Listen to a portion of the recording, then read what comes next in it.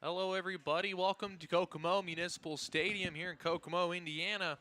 Pittsburghers and the Jackrabbits getting set for their final matchup here in Kokomo. There will be one more two-game series at the end of the season, the final series in Traverse City. But this will be the last time the Pittsburghers make their way to Kokomo for a series. They're 7-1 overall on the season against the Jackrabbits.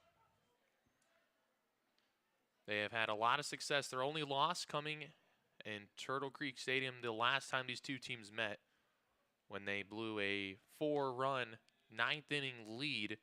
Jackrabbits struck for 5 runs to win it in the ninth. So the Pittsburghers looking to get back into the winning column against the Jackrabbits as Marshall Toole, the leadoff batter for today, moving up in the lineup. He rolls one over to the first baseman, Tucker Platt, for the first out of the ball game. The Traverse City starting lineup, Marshall Toole just hit. Camden Traficante, the shortstop, coming up now with Brennan Durigi, the first baseman after him. Colin Summerhill in the 4-hole spot as the designated hitter. Sam Tackett at third. Trey True at the third in right field. And the bottom three is Dallas Duarte, the catcher, Jacob Sharon, the left fielder, and Alec Atkinson, the second baseman.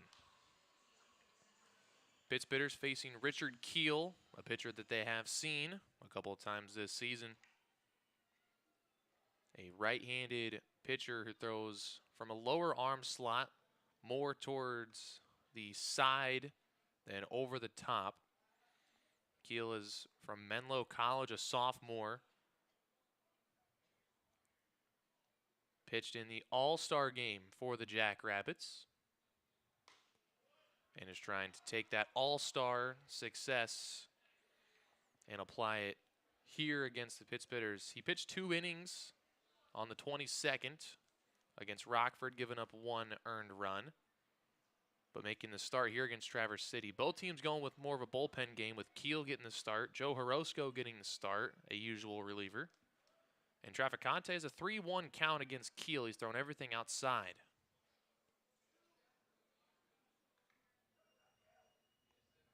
3-1, he deals, and Traff waves and misses at a changeup, and the count runs full.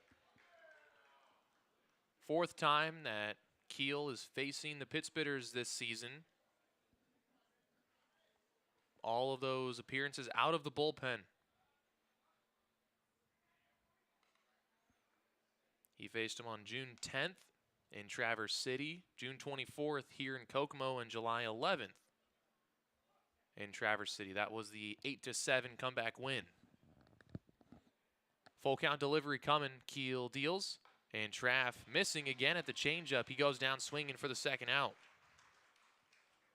The Pittsburgher offense that has been clicking out of the All-Star break, and even before the break, they were on their way to a sweep of the Kalamazoo Growlers. They scored 5 runs in the 8th inning on July 16th. They were winning 11-3 in the 5th when the game got suspended, postponed to August 6th. And then they had big innings their next 3 games. 6-run and 5-run innings against Lakeshore in both games. Scored 7 runs against Battle Creek on Saturday. 5 runs yesterday in the win. So looking to keep it rolling here on the road, where they are 4-0 against Kokomo. Brennan Durigi, the batter, the first baseman from the University of Iowa, was 4 for 4 in yesterday's game against Battle Creek. Chops one behind home plate, counts 1-2. Richard Keel in his 3 relief outings. He has totaled 4 1/3 innings pitched total on the season. He has allowed 4 hits in 3 different games. 1-2 to Durigi. Breaking ball misses outside.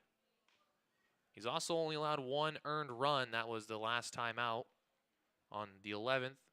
An inning and a third he pitched with 2 hits, 1 run, and 3 strikeouts.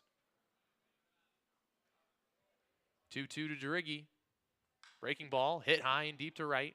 Going back is Matt Arabal. Just in front of the warning track, he gets there in time to make the catch. Rygel just under that one and flies out. It's a 1-2-3 inning for Richard Keel. We'll see Joe Horosco come and toe the rubber when we come back here on Pitts Bitters Radio.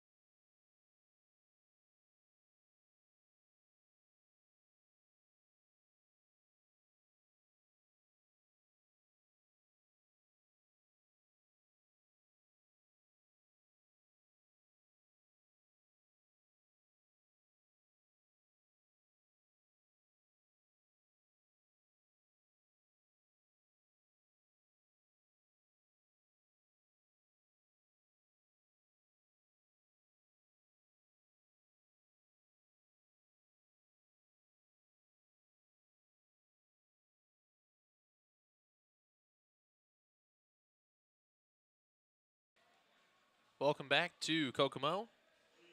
Pitts Bitters went down in order in the top half. Here in the bottom half, Joe Horosco trying to get it done against the Jackrabbits. This is just his second start of the season. So we'll see how he performs in his second outing. His first start of the year was over a month ago on June 15th against Kenosha. He gave up 4 runs in 4 innings in a no decision. First pitch, swinging, Braden Carter, a little flare down the left side. Trafficante, long run, slides, and he can't get there. Just misses the pop-up in foul territory. It lands foul. So Braden Carter back to the plate. Pitts Bitters have not seen Braden Carter so far this season. He joined the team after the All-Star break. It was the first time they're getting a look at him. 3 hits in his first 13 at-bats, 4 games played, 2 against Rockford, 2 against Kenosha, all on the road, so this is his first game at home since joining the team. All his base hits, singles, no extra base hits. He has walked 4 times, been hit by a pitch twice, so his on-base percentage is really good at .474. Down 1-2 to Horosco here. Ball in the dirt. Duarte knocks it down, 2-2 the count, and Horosco pitching real fast on the hill as soon as he gets the ball back on the rubber, ready to go, and his windup is going fast as well to keep the hitter off balance at the plate. Quick pitches to short. Trafficante fields, fires across the diamond to Rygel, 1 away. So both pitchers starting the ball game with a ground ball out. The rest of the Kokomo lineup, the Pitts Bitters have seen this season. Braden Carter was the only new player. Mark McNelly, the center fielder, followed by Alejandro Holgwin, left fielder. John Gazdar, the shortstop, who has been great against Traverse City this year. Luke Sartori, the DH. RJ Ochoa, the catcher. The bottom 3 are Tucker Platt at first, Regan Rivera at second. Matt Arabal is in right field. So those final 8 players Pitts Bitters have seen this year, so they know exactly what they're looking at. They have the scouting report.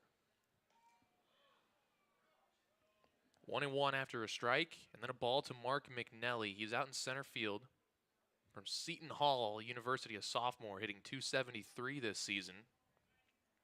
25 games played, out in front of a breaking ball. It's 1-2. Great start to his after All-Star break games.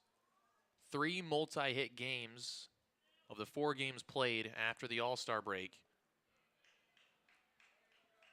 2 for 5, 2 for 3, and then 2 for 6. 1 over 3 game in there, but 3 great performances. 2-2 from Joe popped up, and it's going to go out of play. Last time he faced Traverse City, he was 0 for 2 on the 10th and was 3 for 5 on the 11th.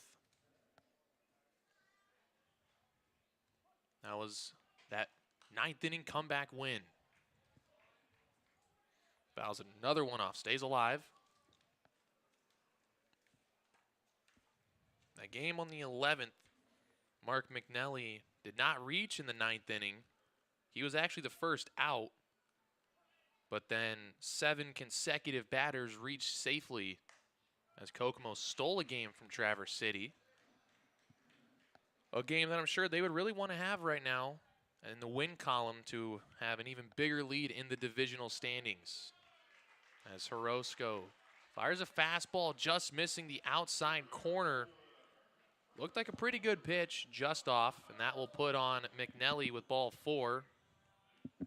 First base runner of the ball game. Now Alejandro Holgwin, he had the game-tying triple on the 11th in Traverse City. Knocked in 2 runs that tied it at 7, and then he came around after the next batter got a base hit. Takes a first pitch strike. McNelly takes off as Holgwin shoots one to left. In the air for Sharon. No one at first. McNelly was off the bag at second. Sharon's throw in, though, is off target. And McNelly gets in safely. He was around second when the ball was caught. And Sharon, if he hit the cutoff man and then they threw it to first, they would have had McNelly. But instead, he tried to make the long throw all the way to first, and it was a little up the line. It allows McNelly to dive in safely, so the inning will continue for John Gazdar. Gazdar's been great against Traverse City this year. His average at 280. First pitch is no pitch as Joe Horosco gets called for the balk.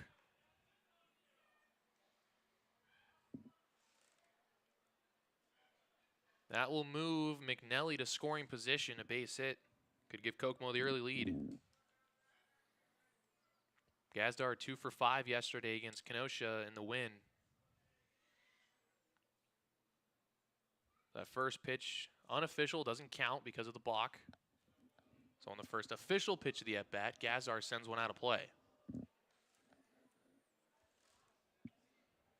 Gazdar was 3 for 9 in the series in Traverse City. 2 for 4 on the 11th with a hit in the 9th inning of their comeback. Breaking ball just outside, missing away. 1-1 to Gazdar. Playing every game since the All-Star break.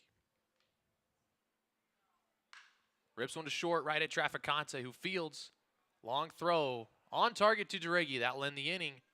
And Horosco, after the walk and the balk, strands McNelly in scoring position. We'll go to the second inning, scoreless here on Pittsburgh Radio.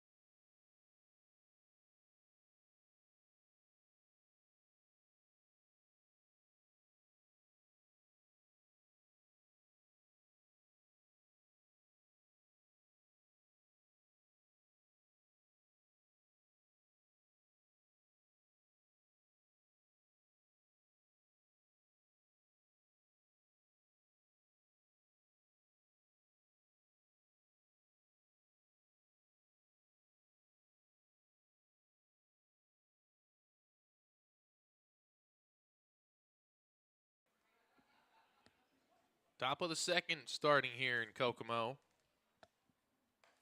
No runs, no hits in the first for either team. Middle of the lineup for Traverse City, Colin Summerhill, the designated hitter. Summerhill, one hit in the game yesterday. He got it in the 3-run 8th inning as 3 consecutive Pittsburghers got hits to start the 8th, giving Aaron Forrest some insurance. But he only needed 1 run. Going the distance in a complete game shutout. Summerhill quickly behind. 1-2 to Keel. Throwing a couple of sliders to get ahead. Tries 3 in a row, and the third one works too far outside. Count evens up, 2 balls, 2 strikes.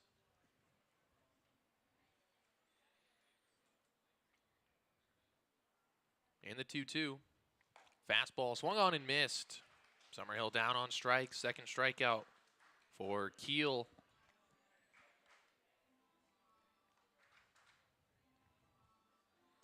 Brings in Sam Tackett. Tackett, the third baseman, has just been getting on base like crazy lately.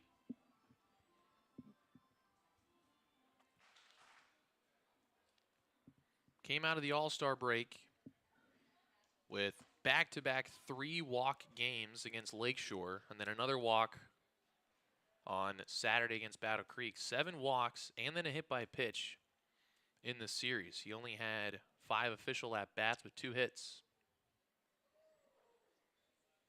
Snapped his on-base streak, which was in double digits yesterday, going 0 for 4 hitless with 3 strikeouts. Robbed of a base hit on a line drive. The shortstop for Battle Creek, Evan Boris, made a diving catch to his right. Full extension to save a hit. Trying to bounce back here after the hat trick. Takes another strike. And Keel using the slider early in counts to get ahead of hitters. He did it against Summerhill to get into 2 strikes. Now Tackett. Another slider just misses the corner. The catcher, R.J. Ochoa, thought it was strike 3. Was about to throw that ball around the horn. Dalton Phillips, the home plate umpire, though, ruled it outside, and the count evens at 2-2.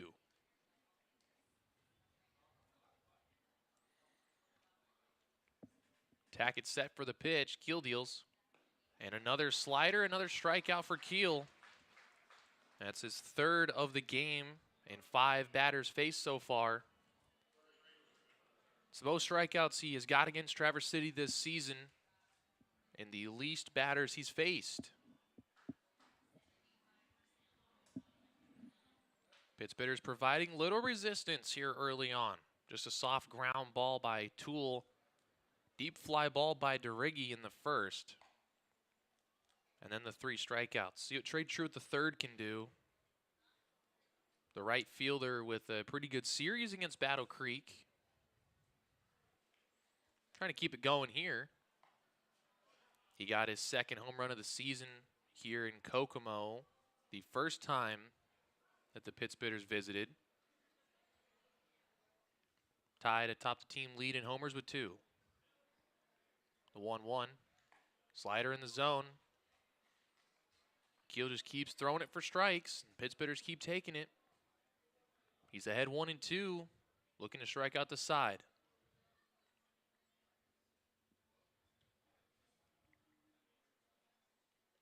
Set and deals. Truitt takes strike 3 call. Doesn't agree with it. It looked like it was a little outside. But Phillips rings him up, and Keel strikes out the side in order. Quick inning for Richard Keel. We go to the bottom of the second. Scoreless ball game on Pittsburghers Radio.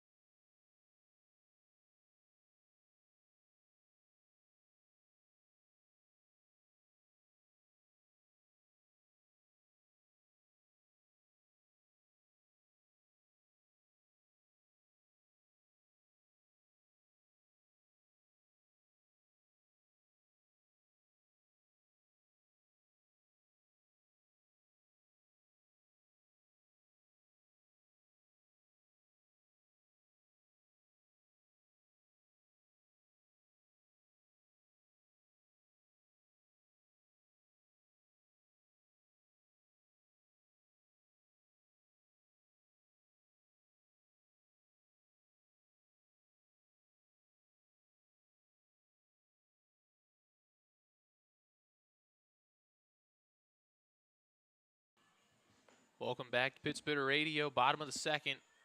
Traverse City with 4 strikeouts to start their game offensively, and no base runners yet through their first 2 innings. As a team, collectively, they actually strike out the least amount of any team in the entire Great Lakes. So that's 12 teams, 6 in the East, 6 in the West, and they have the least amount of strikeouts of any of those teams. But 4 already through the first 6 batters. So they're going to have to figure something out against Richard Keel. Start getting balls in play as Orozco's back to work here in the bottom part of the second. He didn't give up a hit in the first. Did give up a walk with 1 out. He balked McNelly over to second, but got out of the inning unscathed.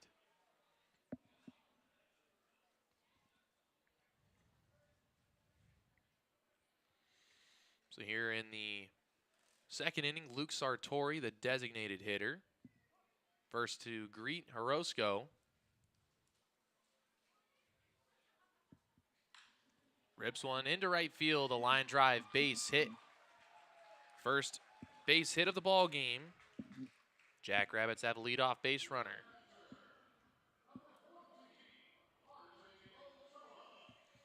Sartori was just 1 for 5 in his last 2 games against Traverse City, so he gets a hit in his first at-bat, looking for his first multi-hit game against the Pittsburghers in a couple of weeks.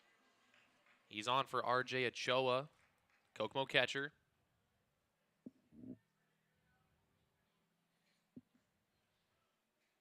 Ochoa, just 6 games under his belt this season. Has 4 hits and 21 at-bats. That works out to a 190 average. Is 1 for 6 in 2 games against the Pittsburghers.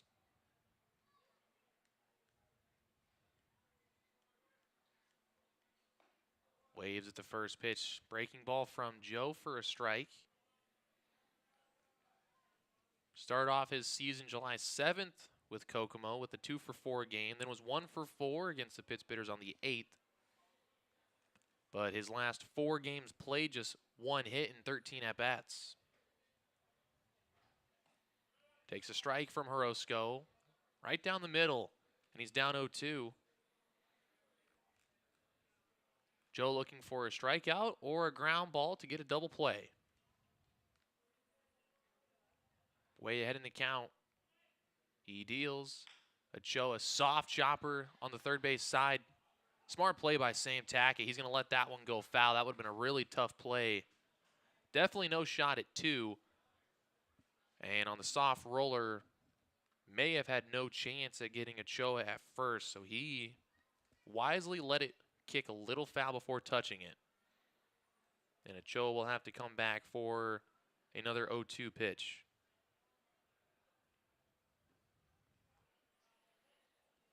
No strikeouts yet for Orozco compared to 4 for Keel. Gets in the sign from Duarte, and he picks over, back in safe as Sartori.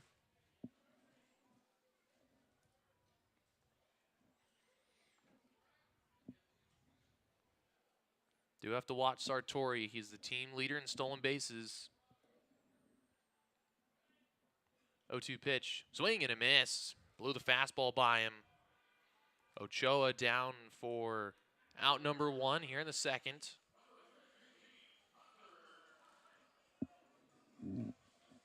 Brings in Tucker Platt, the first baseman.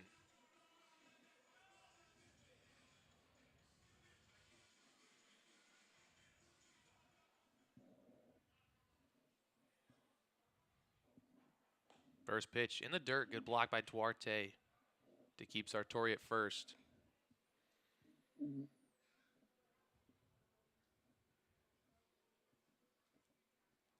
Sartori this season against Traverse City has only attempted to steal once. He made it safely. Well, that was way back on June 10th. See if he tries to get in a scoring position for Platt. 1-0 misses. Now 2-0.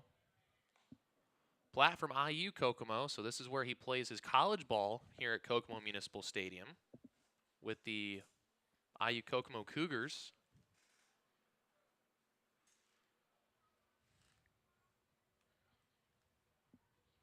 (2-0), and that one misses. So Horosco finds himself in a 3-0 hole and has to battle back, or he'll put runners on first and second for 1 out. Finds the zone, makes it 3-1, just grooved the fastball in there. And now he'll start the real challenge. Can't just groove a fastball in the 3-1 with Platt now geared up to hit.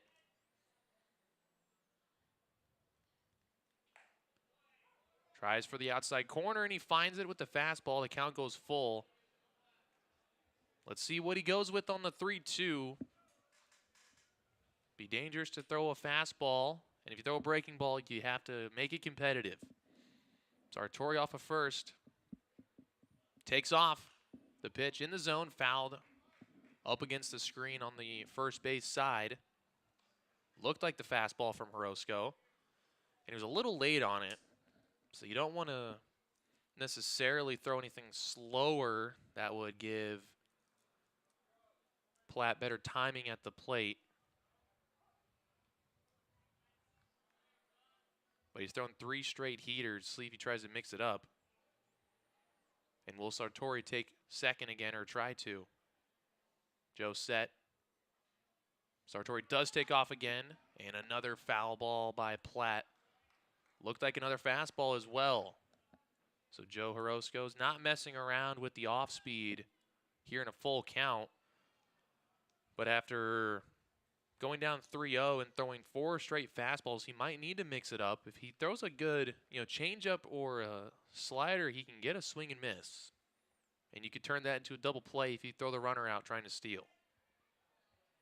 Another 3-2. Runner doesn't go. Hit to second. Atkinson catches it in the air. Return to first in time for a double play.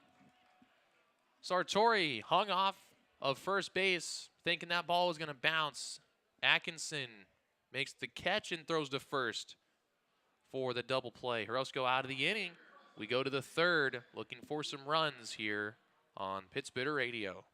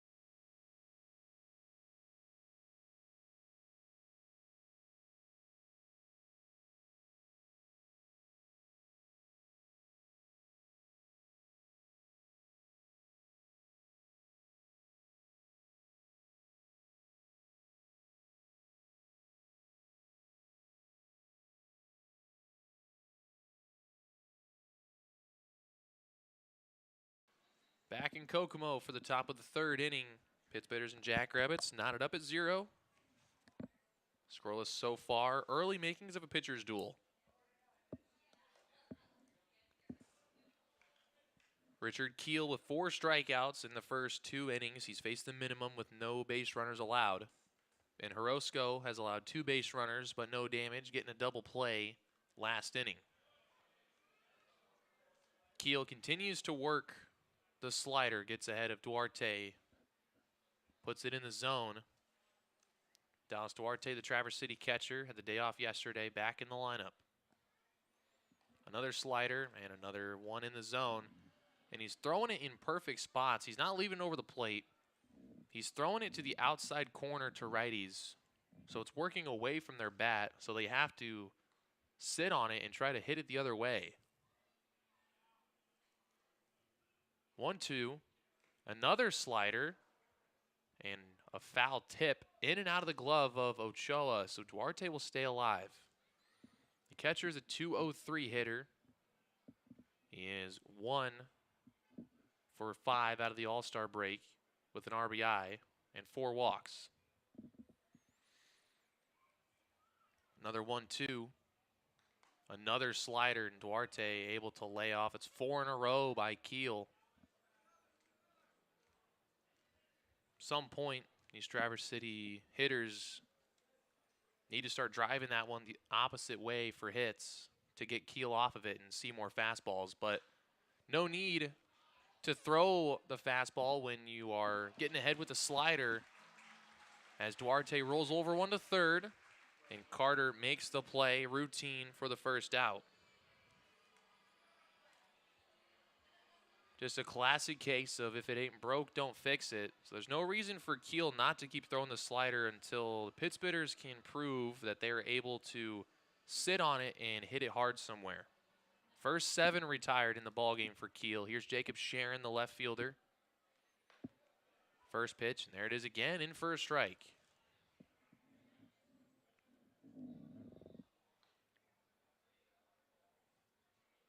Sharon with 2 games so far for Traverse City. Joined them after the All-Star break. Was 0 for 4 in his debut against Lakeshore. 1 for 4 with an RBI single on Saturday against Battle Creek. Another slider, and again, a swing and a miss way out in front of it. And I wouldn't be surprised if he throws it again on 1 and 2 to try to get another strikeout.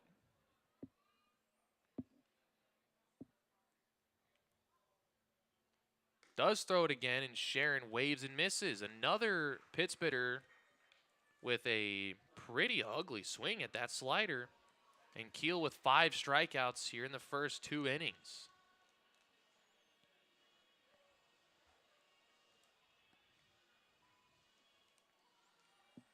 Could just be the first trip through the lineup, seeing him for the first time in a while. So maybe the second trip through will have more success as Keel tries the slider again. First pitch to Alec Atkinson misses. Atkinson, the second baseman. He has been the second baseman for now all 5 games out of the All-Star break. Finally, Keel with the fastball, and Atkinson fouls it straight back.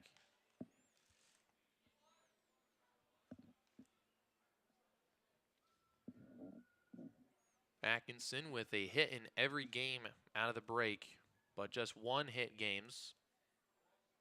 Doesn't have a multi-hit performance. 1 for 3 times and 1 for 4 once. Swings at another slider. It's 1 and 2.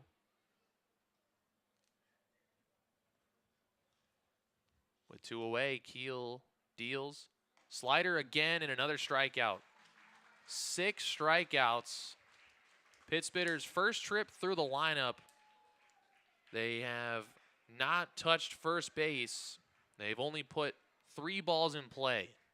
6 strikeouts, 2 soft groundouts, and a flyout. First trip through the lineup. Got to make some adjustments their second time through in the 4th. First, the bottom of the 3rd. Coming up on Pitts Bitter Radio.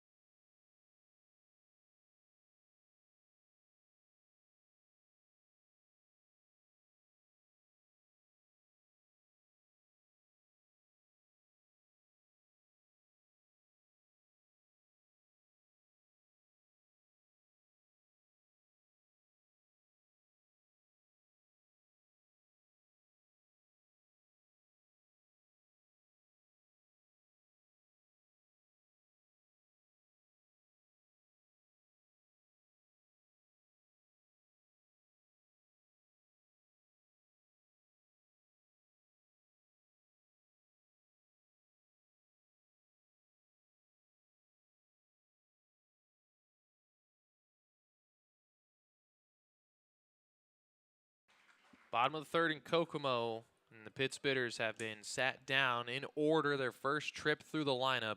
6 strikeouts, 1 in the first, 3 in the second, 2 more in the third.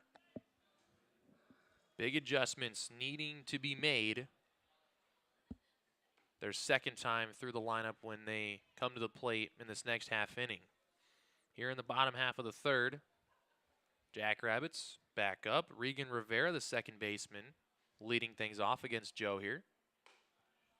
1-1 the count. Joe got a swinging strike and then a ball high. 1 walk and 1 single, the damage against Orozco through 2. But no runs. Got a double play to end the second after the leadoff base hit. 2-1. Missing. 3-1 to Rivera.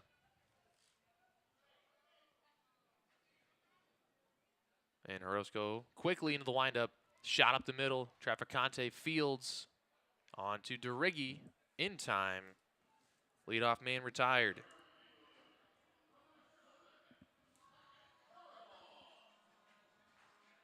Brings in Matt Arabal from the University of Hawaii. Teammates with the Pittsburgh catcher Dallas Duarte. Playing their college ball for Hawaii, the Rainbow Warriors. He's a 5'10" junior from Pearl City, Hawaii. A left-handed batter. He's 237 on the year in 37 games. 5 hits in 8 at-bats in the Kingfish series. So he has that bit of success to build on here after he started the second half 0 for 6 against Rockford. 1-1.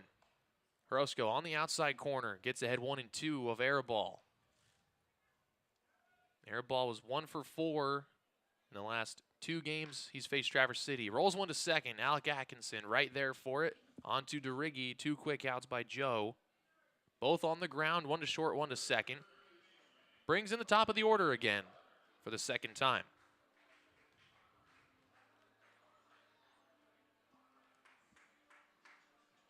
Braden Carter in his first game against Traverse City. The left-handed batter will come in. He opened up the Jackrabbit offensive night with a ground out to shortstop. First pitch swinging, little jam shot, Tackett racing, long run, makes the grab in foul territory to end the inning. 1-2-3 inning for Joe, his first flawless inning. He's faced 10 batters through 3. Richard Keel has faced 9 batters through 3. Pitchers duel early. We go to the 4th here on Pittsburgh Radio.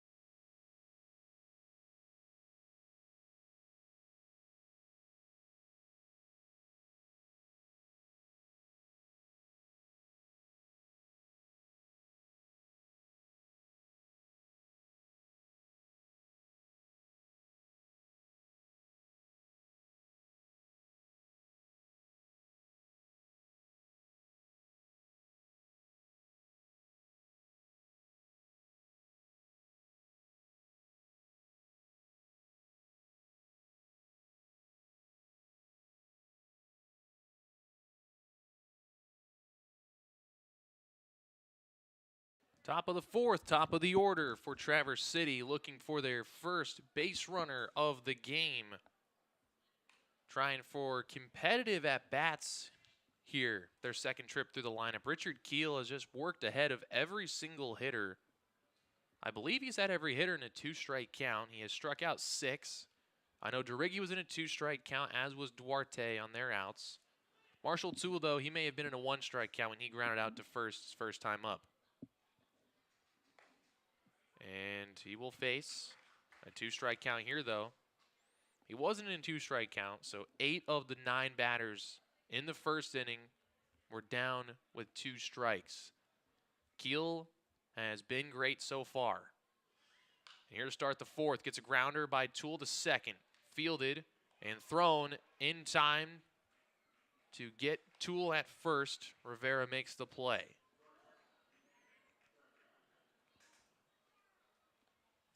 So Toole continues now to be the only Pitts hitter that has not faced a 2-strike count.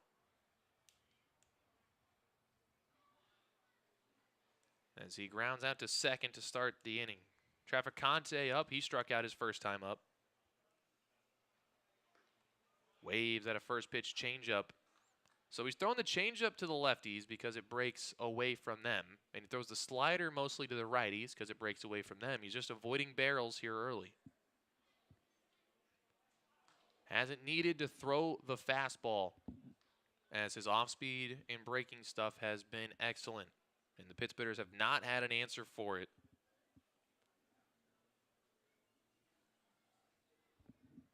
Ball and a strike to Traficante, the shortstop from Stetson.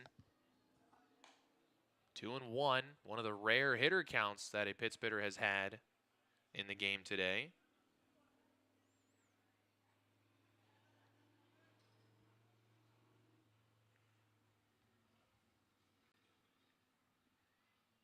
Two-one, rip through the right side. There's the first base runner base hit of the game. And it was on the fastball. So that just gives Keel even more reason to stick with the off-speed and breaking balls. He finally gives in with a fastball and a hitter's count, and Traff smoked it through the right side of the infield for a base hit. That's what Travis is going to have to do with the slider, especially to get him off of it and get more fastballs. They're a great fastball hitting team. But to get fastballs, they have to prove they can lay off of other pitches. As Keel throws a slider, and the first pitch to Rygel comes inside and hits him. So Traverse City will have 2 base runners here to start the fourth inning, though 1 out as Toole grounded out to start. And a good hitter coming to the plate, Colin Summerhill.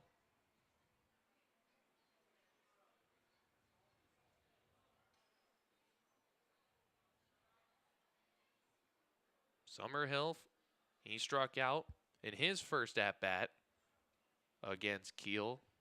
Missed the slider outside. First pitch slider misses away.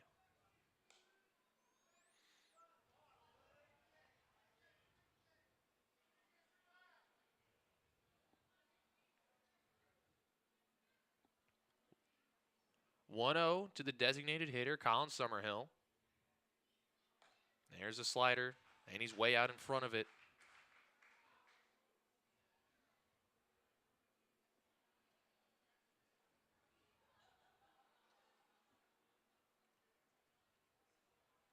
Ball and a strike, 2 runners on base, 1 out here.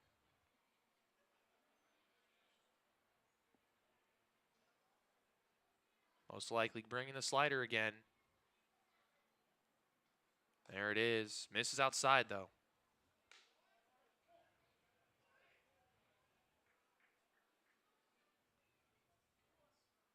Hitters count again. Traficante got a fastball in 2-1. I'm not sure Summerhill will get one. We'll see what Keel decides. And he does go back to the slider. So nothing but sliders in this at-bat to Summerhill. Only 1 has found the zone. It's 3-1. This may be a fastball spot for Keel. Let's see what he brings to Summerhill. It is the fastball, but Summerhill fouls it off. And now in a 3-2 count, you have to think he's going back to the slider. It's been the bread and butter today. The fastball was hit through by Traficante for a single. No right-handed hitter has been on the slider yet, so why not throw it on 3-2? He does, but it goes outside. A good take by Summerhill, and the bases are going to be loaded here for Traverse City.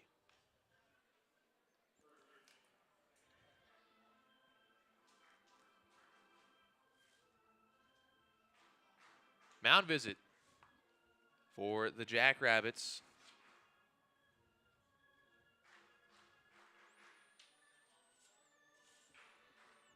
Kokomo firing their manager not too long ago, so they have a pair of acting interim head coaches. And maybe the change to the coaching staff has done them well, as they just swept the Kenosha Kingfish. A big sweep that benefited Traverse City, as right now it's the battle between those two teams for first place in the second half of the season. Traverse City with a 3.5-game lead on the Kingfish as we're talking right now. Although the lead is essentially 4 games, they have to finish a game against Kalamazoo, in which they're leading 11-3. Bases loaded, 1 out for Sam Tackett, the third baseman. First pitch, got a fastball and whiffs on it. So Keel gives in with the heater after losing the zone with the slider this inning, and Tackett can't make him pay with a big hit. So he's down 0-1 as Keel tries to avoid the damage here. Traverse City trying to strike first. 0-1, breaking ball fouled right behind home plate, 0-2. Now this would be where Keel would throw the slider, but I'm wondering if he's starting to anticipate that the pitch bidders are expecting the slider. He might start trying to surprise hitters and get a fastball past them if they're expecting the breaking ball. Or he might just stick with the slider. We'll see. 0-2 to Tackett. Goes with the slider, and Tackett's able to lay off. Now, Tackett said before the game that his goal is he's trying to avoid 2 strike counts. He's been striking out too much lately for himself, but he's faced 2 strike counts his first 2 at-bats. He went down swinging his first time. Can he battle here with the bases loaded this time around? Chops it to third. Going to third, stepping on the bag for 1. Throw to first is not in time. Tackett will reach safely. And the play by Braden Carter not to go to second may have cost Kokomo an inning-ending double play, as their run will score and the pitch bidders take the early lead 1-0. Good hitting by Tackett, as he did get another slider. He was able, though, to stay with it and roll it too soft to third for a double play. Now Trey Truitt, the third up. First pitch swinging. He got a first pitch slider. Pretty good one, too, but he fouled it off.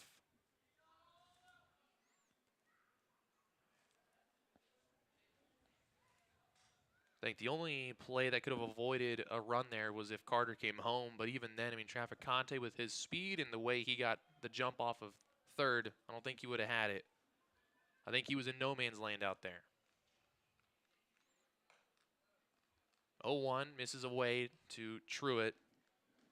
Truitt struck out looking, thought he took a ball, thought it was high and outside, but he got rung up by home plate umpire Dalton Phillips his last time up. Looking for redemption here with 2 on and 2 outs.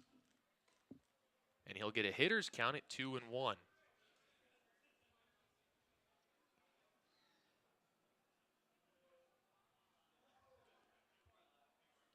See if Keel gives him the fastball or if he tries something slower. Tackett getting a big lead off of first base. First base and Platt creeping in. Maybe a pickoff play being put on. 2-1. Throws a slider, and it creeps over the plate. Truitt takes it for the second strike. Why not go back to that pitch? It's been working for him all day, as he is ahead in the count, 2-2. Strike away from getting out of this jam. Limiting the damage to just 1 run after loading the bases. Truitt on a base hit, though, could add one to the lead. He calls time at home and steps out as Keel is taking a while to get the sign from the catcher, Ochoa. Big hole in left center field for Truitt if he can go the opposite way with one. 2-2 from Keel. Looks at the runner at second. Summerhill deals. Trey chopper to second. Snagged by Rivera.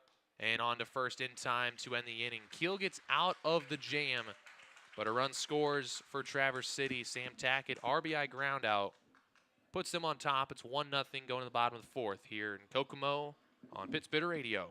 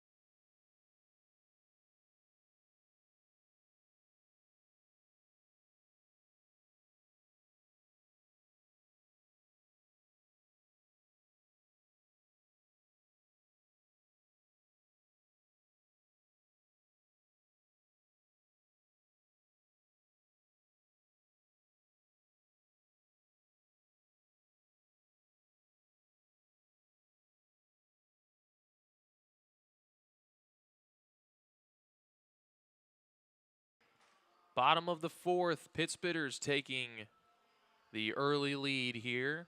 After 3 perfect innings from Richard Keel, they finally were able to break through. 1 run on 1 hit by pitch, and 1 walk. Sam Tackett, the RBI ground out, avoiding a double play by speeding to first. 1-0 lead for Horosco here in the bottom half. Soft liner into center. Marshall Toole got a late jump, but he closes the ground quickly to make the catch. Mark McNelly retired for the first time after he walked his first at-bat. Toole with an unbelievable play yesterday in the bottom of the 8th inning. Pittsburgh's at the time were only up 2-0 with 2 runners on base. He made a full extension diving catch with 2 outs. It saved 1 run for sure. It may have saved 2 runs, as Traverse City would hold on, add on 3 in the bottom half, and they would win that game 5-0. Save the shutout, and Forrest finished the job in the 9th with the complete game shutout victory. Alejandro Holgwin with a base hit up the middle. First pitch swinging. A hard line drive into center. He is aboard for John Gazdar. Gazdar hit one sharply his first time up, but right at the shortstop Traficante to end the inning and strand a runner on second. Ground ball here could be 2 on a hard ground ball like his first one. First pitch, he goes after it, but he fouls it straight back to the screen. Gazdar having a good season, especially against Traverse City. He's found a lot of success.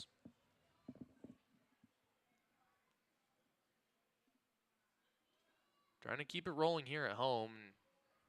Get a little win streak rolling for his team. Hits one to second. Atkinson will let it drop. Bobbles the ball and can't recover in time.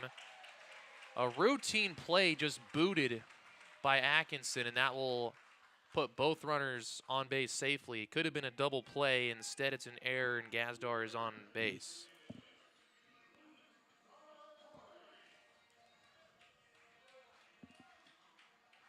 Easy play, a one-hopper right into the chest, and he just couldn't handle it. So Holgwin safe at second. Gazdar is safe at first. The batter, Luke Sartori, who already has a base hit today. He's singled through the right side on a liner for the first hit of the game.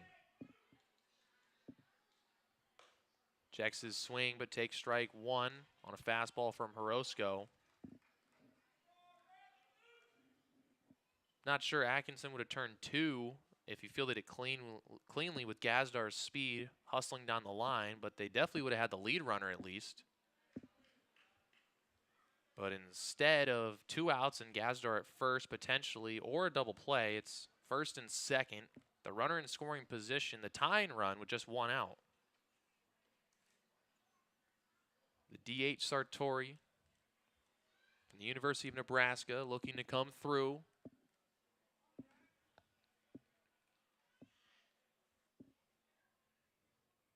One from Horosco. Sartori takes just outside.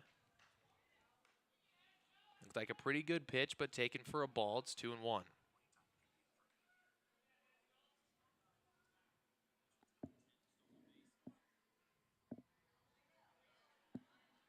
Hitters count for Sartori.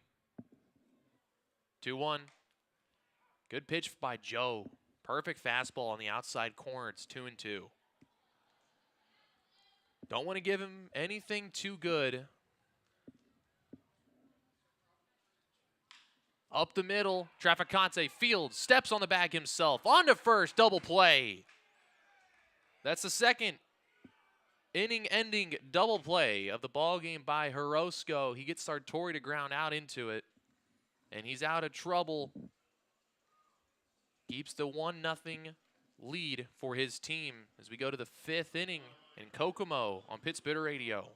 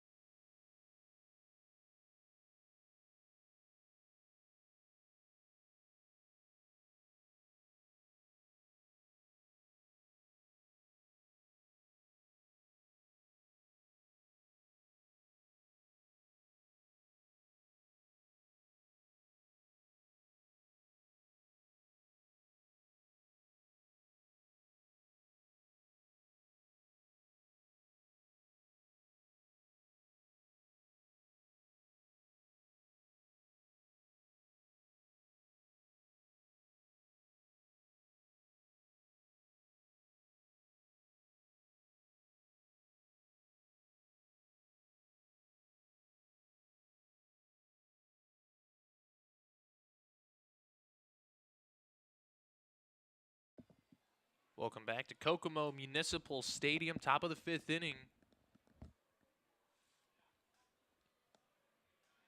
Jackrabbits trailing 1-0.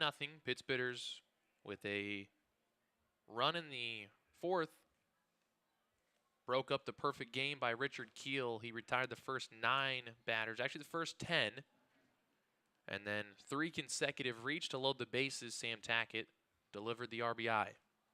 Dallas Duarte leads off the inning. It's going to be the bottom 3 in the order. Duarte, Sharon, and Atkinson. Keel, who had 6 strikeouts the first 3 innings, didn't pick up 1 in the 4th, so maybe that's a sign that the Pittsburghers are starting to figure him out. Haven't been waving at the slider. Take that back. Dallas Duarte does there for strike 2. Way out in front of it again. Hitters just can't be patient and sit back on that pitch.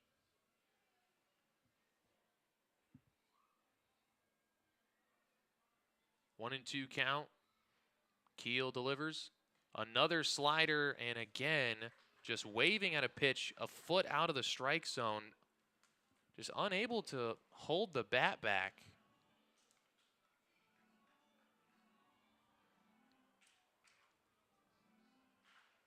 Another swinging strikeout, another chase. That's 7 now for Keel. The starter, Brett Sanchez, yesterday for Battle Creek had 7 strikeouts, but it was for a 7-inning performance. Keel has 7 after 1 batter in the 5th. 2 more sliders. Jacob Sharon gets on top of one. Fly to center. Sliding catch made out there by Mark McNelly. Sharon robbed of a hit on the shallow fly ball. 2 away here in the inning.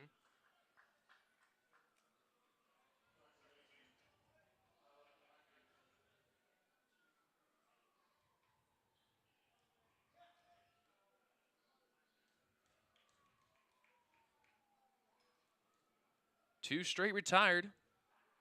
Alec Atkinson steps in. First pitch, another slider, misses outside.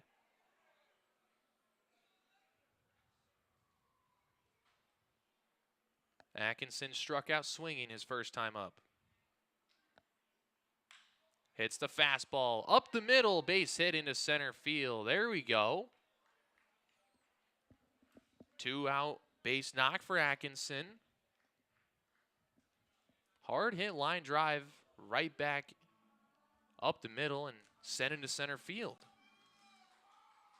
But again, with their 2 hits so far, both being on fastballs, it's just going to encourage Richard Keel to keep throwing the sliders.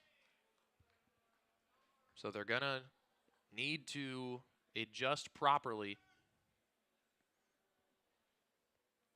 Here, their 3rd trip through the lineup now. Let's see what Marshall Toole can do.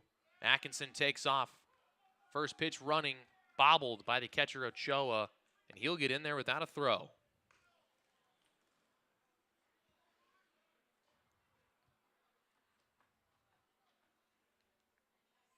So with the runner in scoring position, an opportunity for Marshall Toole.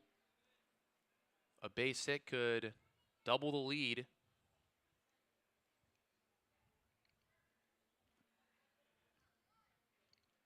He is the team leader in batting average, so he's a good guy to have up. Hits it sharply, but right at the second baseman, and Rivera makes the play. A good chance for Traverse City. The runner in scoring position, but they come up empty. Toole is 3rd ground out of the game. Sends this one to the bottom of the 5th inning. Pittsburghers up 1-0 on Pittsburgh Radio.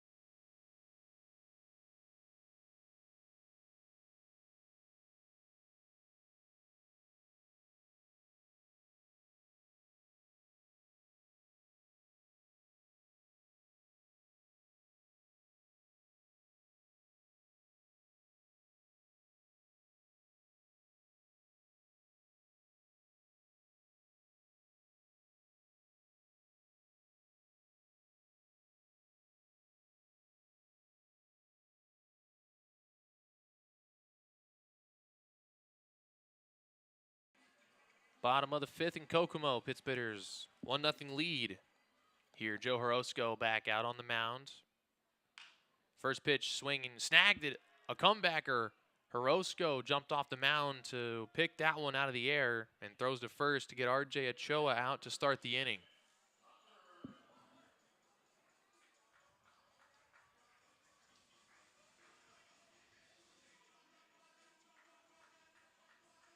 Leadoff man retired on 1 pitch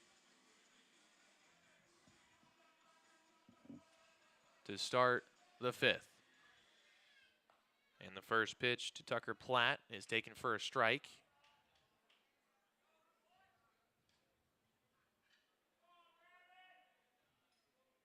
Ahead 0-1. Just misses high, 1-1. Platt lined out sharply to the second baseman. Alec Atkinson, his first time up, into a double play. That ended the second inning. Horosco also just got a inning-ending double play in the last inning, but a fastball comes inside and gets Platt. He'll go down to first.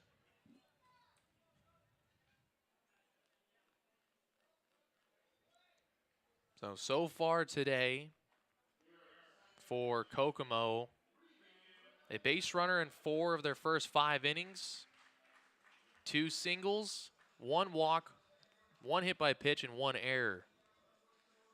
And Horosco will have to work around another base runner.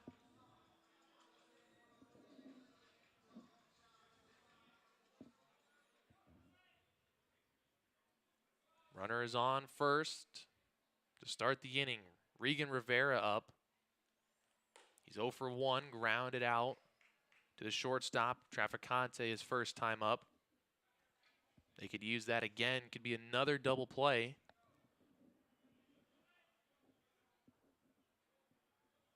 One 0, just missing low and outside. 2-0, hitters count to Rivera.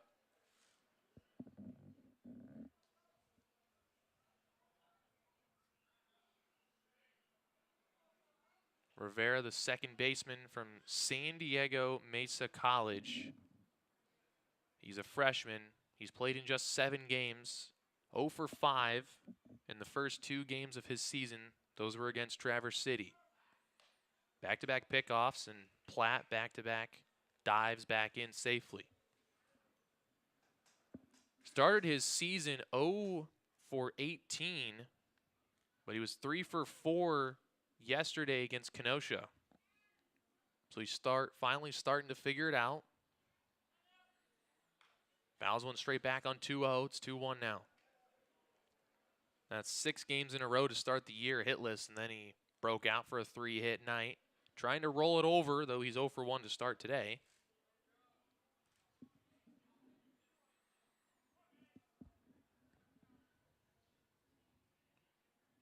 Two balls and a strike to Rivera. The pitch up the middle. Joe catches the comebacker, and he's going to run it to first himself and touch the bag. 3 inning-ending double plays for Joe Horosco. And Traverse City holding on here, 1-0 through 5. We go to the 6th inning of this pitcher's duel on Pittsburgh Radio.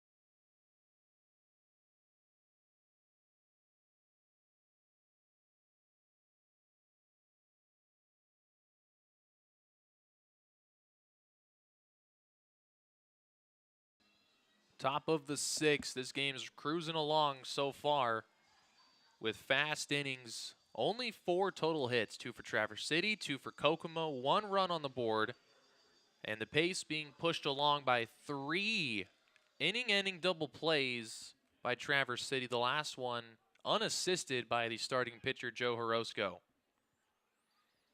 Snagged the comebacker and just ran it all the way to first himself to end the inning as Tucker Platt was off on the contact, thinking that ball was going up the middle. That's 3 innings, 2nd inning, 4th inning, and 5th inning that all ended by double plays. Horosco getting it done early, and the offense looking to help him out with some more runs. It's only 1-0. Traficante, the batter, he had the first hit of Traverse City's night back in the 4th, and he scored the opening run. 2-0, now 3-0, and he's a pitch away from getting on base here.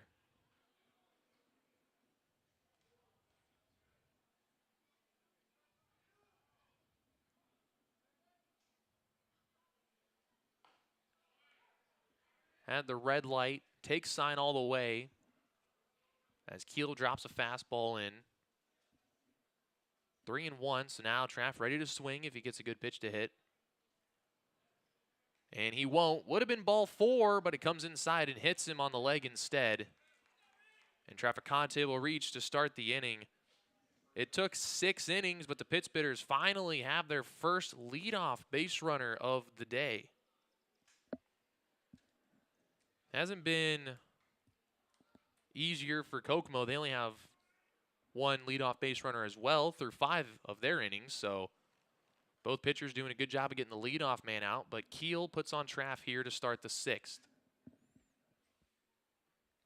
Brings in another lefty, Brennan Duriggi. Duriggi was hit by a pitch in his last at-bat.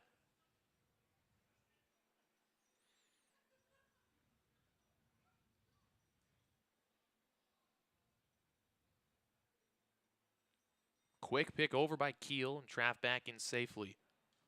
Traficante does lead Traverse City in stolen bases this season, and he steals bases at a fantastic rate.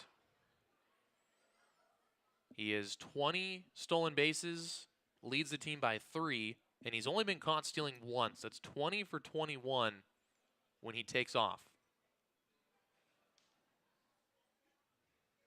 He's also tied for 6th place in the Northwoods League in stolen bases, 7 behind the leader in a 3-way tie with those 20 bags. No movement here, though, on 1-1 to Duriggi. There he goes. Duriggi chops it to first. The first baseman Platt will step on the bag for 1, but the hit and run is going to work out perfectly as they avoid the double play, and Duriggi does the job by moving Traficante into scoring position.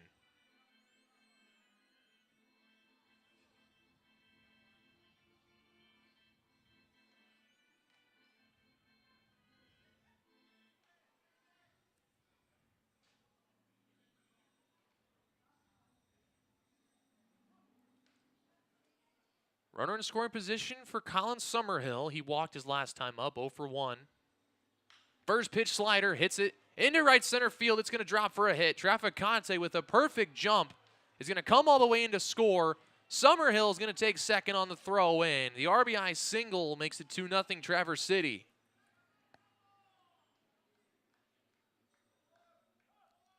He got the first pitch slider. Finally, a pit spitter sitting back, keeping the weight on the back foot and exploding through a pitch.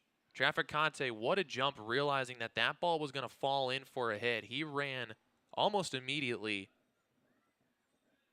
and scored with ease. Now Traficante, 1 RBI, or Summerhill, pardon me, is 1 RBI away from Traficante for the team RBI lead. Bunt single, Sam Tackett. He's in there at first. The throw gets away down the right field line. Summerhill will score. Tackett into second. Dives in safely. 3-0 now, Pittsbitters, as Keel threw that one away. But Tackett was safe no matter what on the bunt base hit. Kokomo manager, or acting manager, I should say, is out of the dugout. He's going to talk to the umpires about potential interference at first base by Tackett. I thought he was in the baseline. The throw was just bad.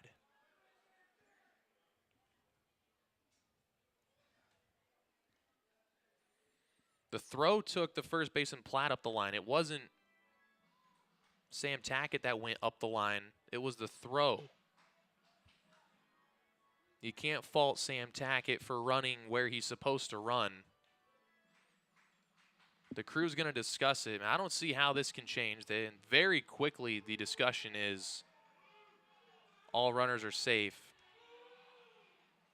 Boos from the Kokomo fans, but if they're watching the same game I'm watching, that's the right call. Tackett never left the baseline. Watching the replay, I mean, he was through first base before the ball even got there. I don't know how that could be interference. 3-0 Pittsbitters. Trey Truitt the third up with the runner in scoring position.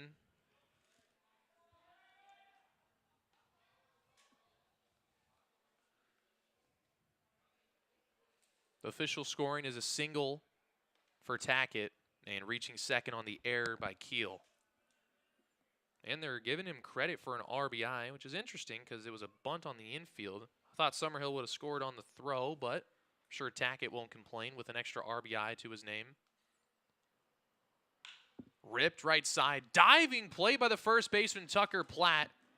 Tossing to first, and Keel cannot get there in time. Truitt safe on an infield single.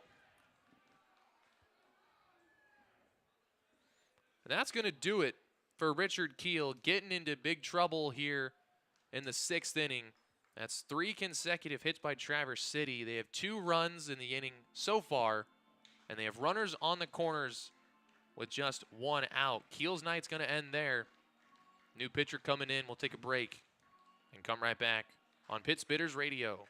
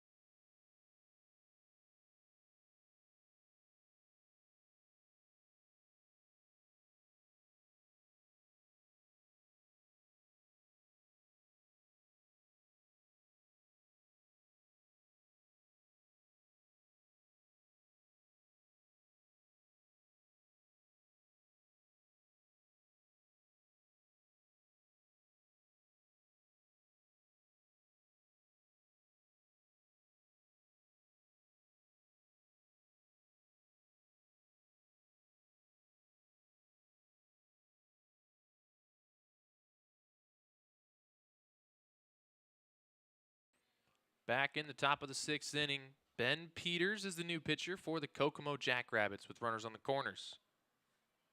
Dallas Duarte, the first batter to face the new pitcher. Peters is a freshman from Saddleback College. He's pitched in 3 games this season. One of those came against the Pittsburghers on July 8th here in Kokomo in the 9-7 loss for the Jackrabbits. Truitt takes off. Duarte trying to put the bunt down, and he's going to get called for batter interference on the throw.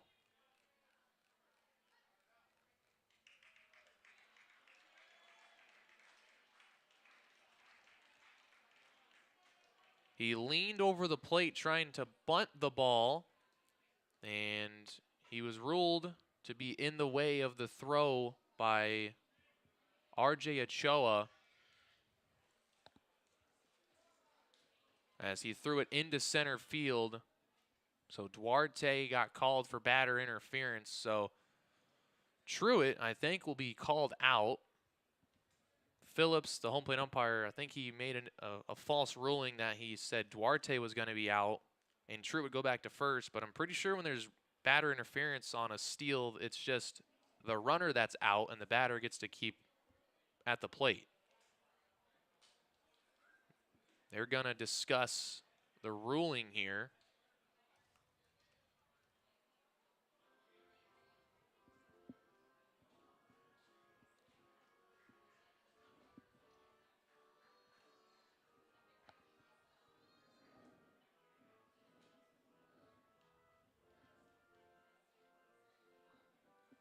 Conversation between Phillips, Rogers, and Glidewell, the 3 umpires.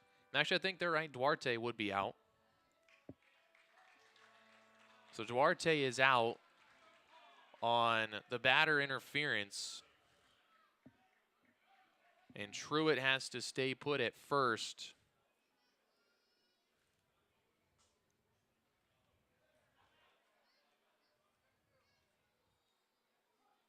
So now there's 2 outs on the interference. Jacob Sharon, the batter, takes a first pitch low.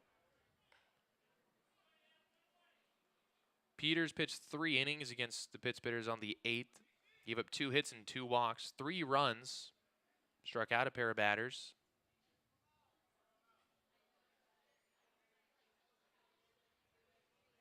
Ball in the dirt, knocked down by Ochoa. Great block on a breaking ball. It keeps Tackett up at third base. He was creeping towards home, but a good block saved a run. Truitt got down to second on the wild pitch, so a base hit here by Jacob Sharon could add on to the lead for the Pittsburghers.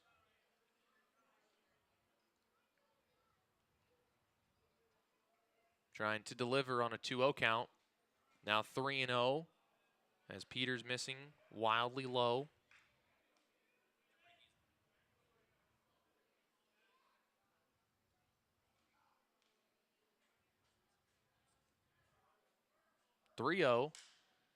Swinging away on 3-0. Bat shatters in half as Sharon rolls it over to the second baseman, Rivera. That's going to end the inning.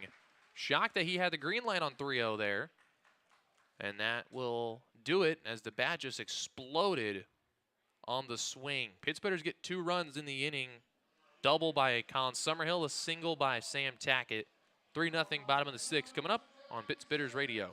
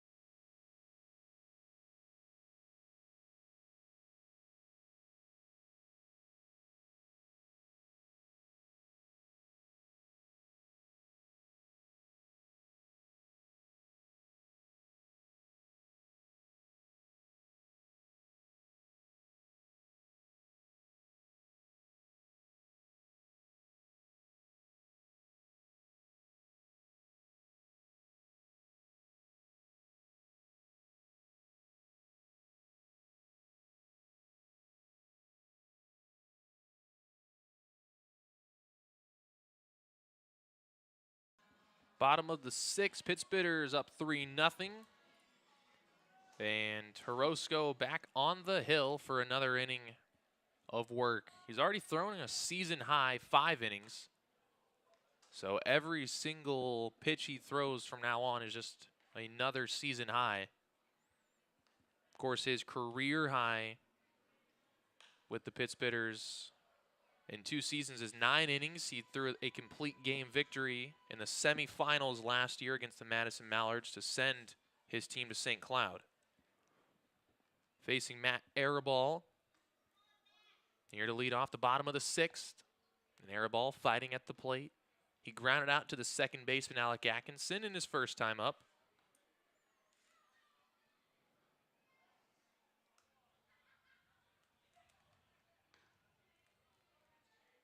Oh and 2 to Arabal to start the inning.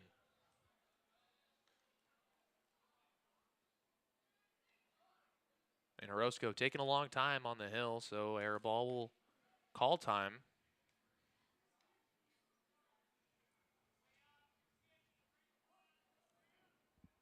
Oh 2, Arabal into center. Marshall Toole will drift in on a shallow fly, make the catch for the first out. Horosco in a very similar situation as Aaron Forrest yesterday. As a collective unit, I would say, is the Traverse City starter Horosco. Only 1 strikeout here at this point in the 6th inning.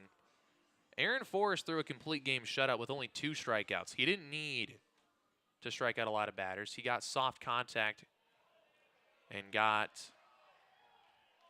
the opposition to roll over a lot of balls. They had a lot of grounders.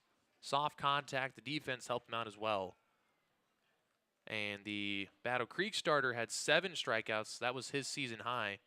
It's the same script so far today. Horosco with just 1 strikeout, and Richard Keel had a season high 7 strikeouts in 6 innings.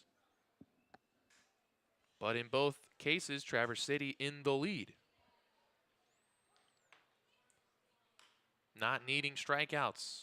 Ooh, that had to hurt. Braden Carter fouls one off of the inside of his leg. Taking an extra minute at the plate.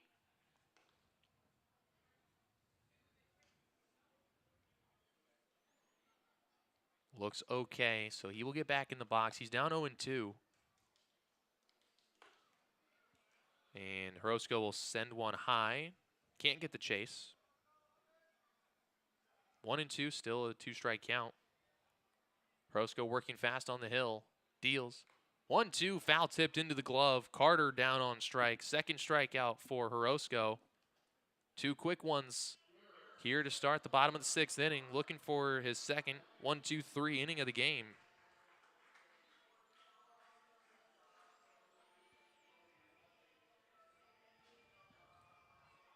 Mark McNelly up. He's walked and flown out.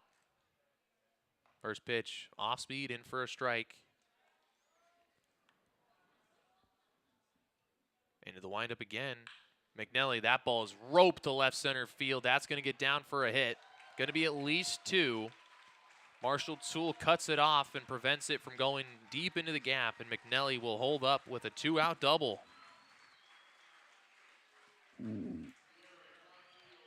Dangerous part of the order.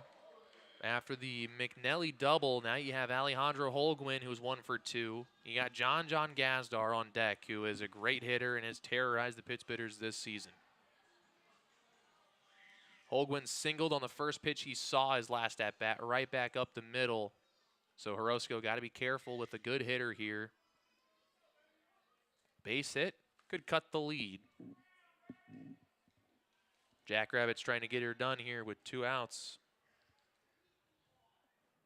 Horosco will get set. His first pitch to Holgwin is a changeup that misses low and away.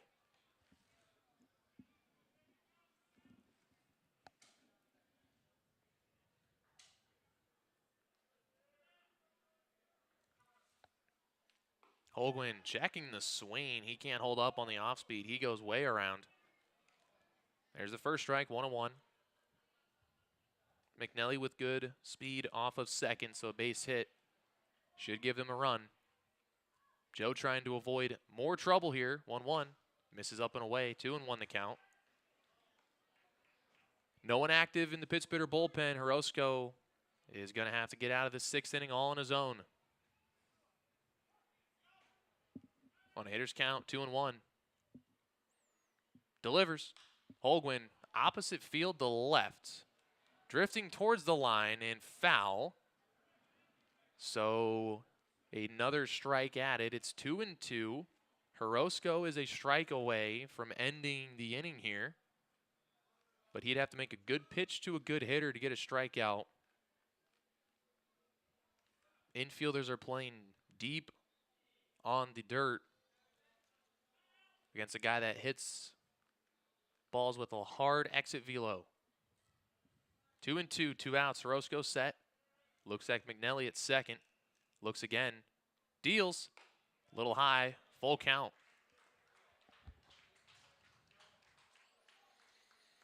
The walk would bring in John Gazdar as the tie and run here.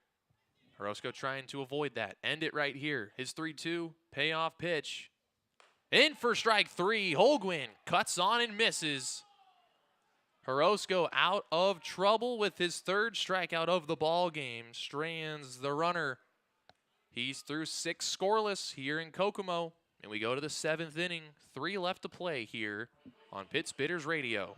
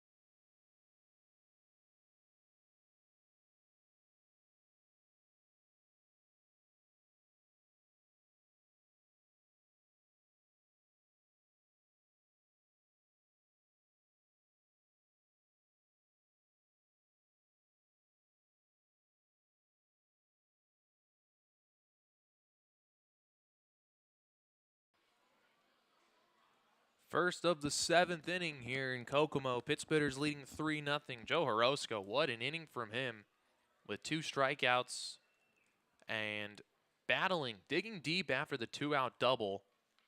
Got a big strikeout of Alejandro Holgwin in a full count to end the 6th and keep the Jackrabbits off the scoreboard. Here in the 7th, Alec Atkinson will lead off. He's 1 for 2. Ben Peters back out on the mound after entering from the bullpen with 1 away last inning. Quick 2-0 count to Atkinson.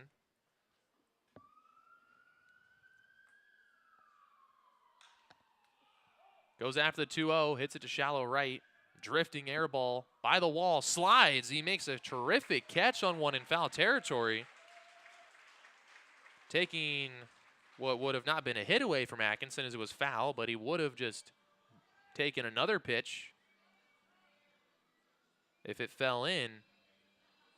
Great play by Airball. Covered a lot of distance in a short amount of time to make that play. And it gets Marshall Toole up with 1 out to start the inning.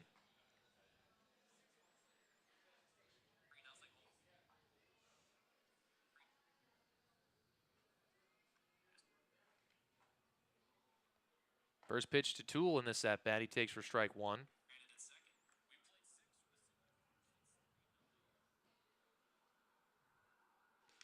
Three groundouts on the day for Marshall Toole. Everything he's hit on the right side of the field. And this is a guy who loves going the opposite way. He does drills in batting practice to go opposite field with line drives, but so far he's been pulling balls as he smokes one to right, but right in the direction of Arabal, who makes the play look easy out there for the second out. That ball was roped by Toole, but just a little unlucky as he hit it right at Arabal.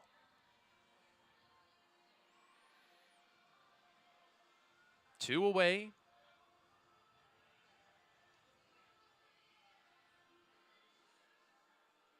Nobody on base for Camden Traficante.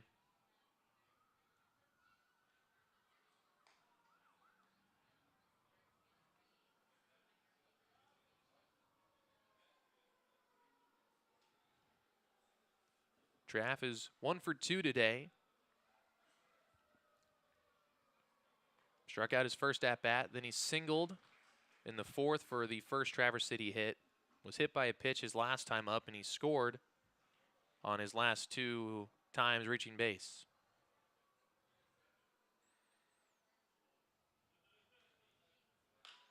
Soft chopper, right side, little foul.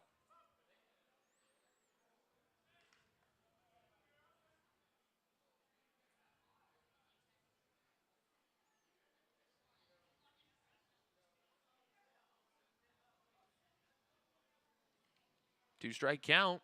Pitch from Peters. Changeup. That goes outside. And the count will work itself even. 2 balls and 2 strikes.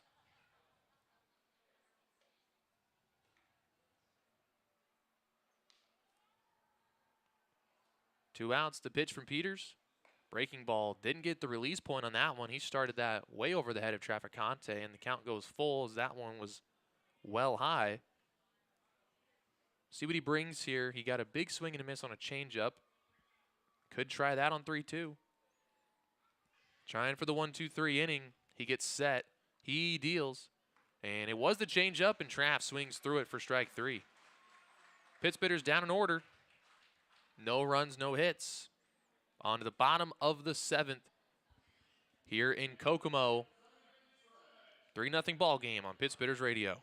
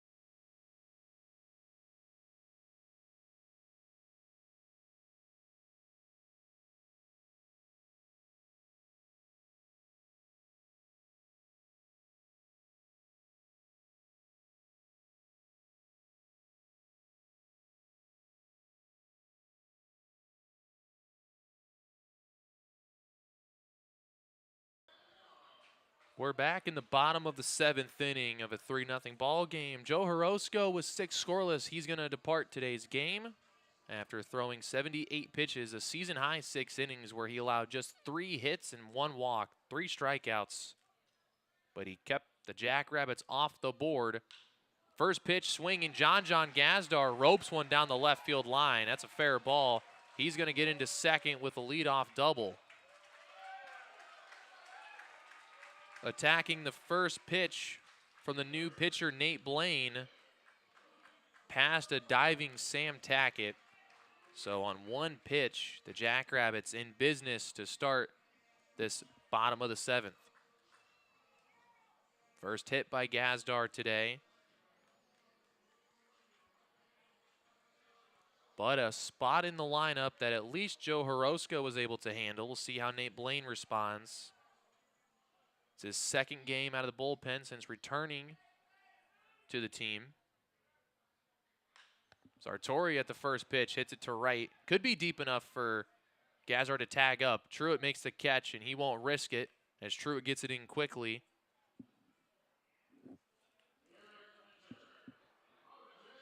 So first pitch swinging again, but Sartori flies out. So 2 pitches from Blaine, a double and a fly out. There's 1 away with the runner on second for the catcher, RJ Ochoa. Blaine pitched a scoreless inning of work against the Lakeshore Chinooks in the Pittsburgh win on Friday. It was his first game back since June 16th. He pitched in 4 games, 3 of those starts. 1 of them was against Kokomo. He threw 4 innings on June 10th. Gave up 3 hits and 4 walks, 1 earned run with 4 strikeouts. Ochoa today 0 for 2, strikeout and a ground out. Foul tips a fastball into the glove. Blaine is a hard-throwing right-hander whose ERA is 4.41 in 16 1/3 innings pitched. Ball and a strike to the Kokomo catcher. As Blaine deals. In the dirt, Duarte knocks it down, throws to third, and the tag not there. It was a good play by Duarte to jump on the ball after it was in the dirt. Gazdar would have been out at third if Duarte made an accurate throw. He threw it on the wrong side of third base. If it was on the glove side of Tackett, he could have easily applied the tag. He had to reach across the body to make the catch and then try to turn back to put the tag on him. Ochoa to right. Truitt back. He's not going to get there. It's over his head. Gazdar is going to score, and the Jackrabbits on the scoreboard here. 2 doubles in the inning off of Nate Blaine. There goes the shutout.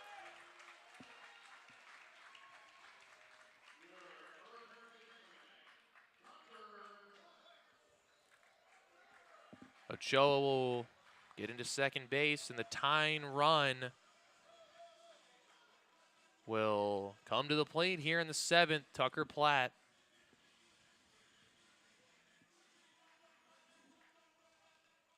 Tucker Platt 0 for 1. He was hit by a pitch his last time up after lining into a double play. Chopper to third. Tackett fields. Checks the runner back. Throws to first. Rygel able to handle it. It was a little bit off target, but in the area enough that he could handle it for the out. And another first pitch swing by Kokomo. 2 outs with the runner on second. Regan Rivera, the hitter, trying to come through with the hit here that would cut the lead to 1, and he would reach as the tying run. Traverse City, another arm getting ready in the bullpen. First pitch, and Rivera swings at that one. That ball smoked to center going back. Marshall Toole, though, is able to get there and make the play. So 5 batters come across in the 7th. Only 8 pitches thrown by Blaine. 2 doubles, a run scored. It's 3-1. We'll go to the 8th inning here in Kokomo on Pittsburgh's Radio.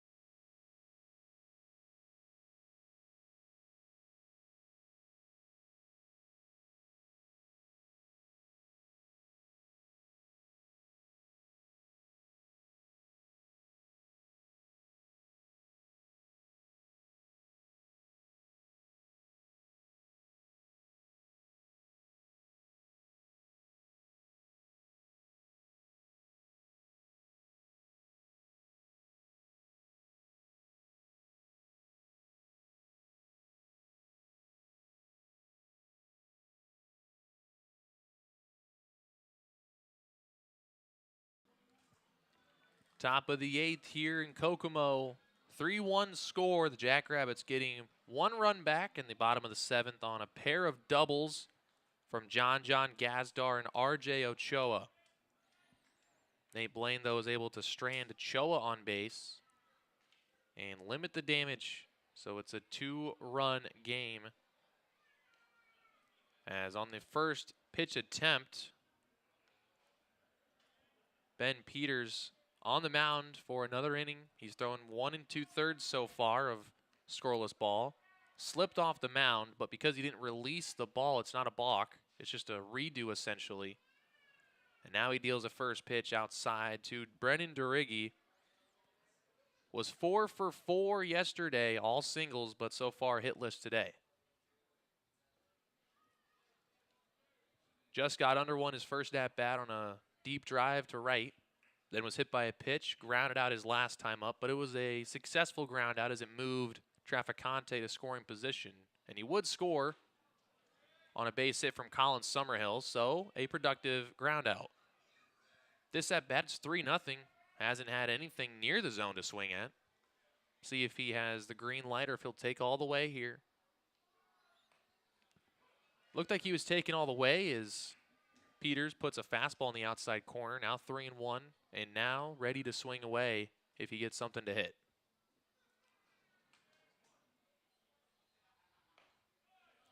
Late on a fastball inside.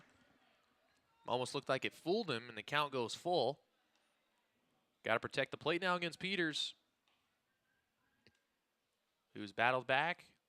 3-2, the delivery is low and in the dirt, and Durigi will hold up for the leadoff walk.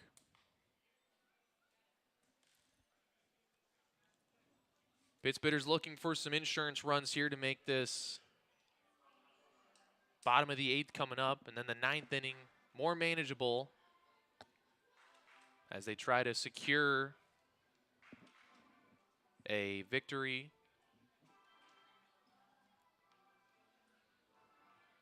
Battling for position in first place currently in the Great Lakes East, but every single win that much more important down the stretch of the season. First pitch to Colin Summerhill, misses inside.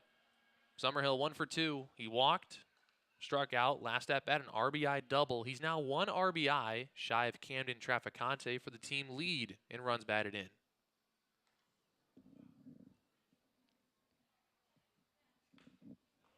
Goes after a high fastball, tips it back to the screen.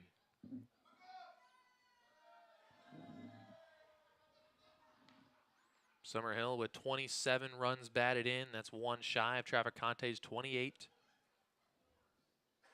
Although he has a couple RBIs from the Kalamazoo game that is suspended until August 6th, so he will take the lead once that goes final. 1-1. Peters with a good pitch that finds the zone. Looked like a cutter more than a slider. Didn't have as much break and it was pretty fast, so looked like a cut fastball, and he's ahead 1-2 of Summerhill.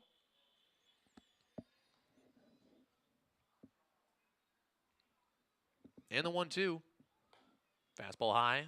Count leaving up. Peters with 1 strikeout out of the bullpen. He got Trafficante to end the 7th.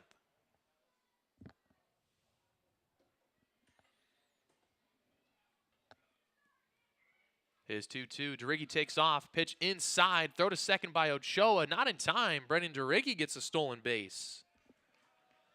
Not known for his speed, but he shows it off there and takes an extra 90 feet and is in scoring position for Summerhill, who has a full count pitch coming up.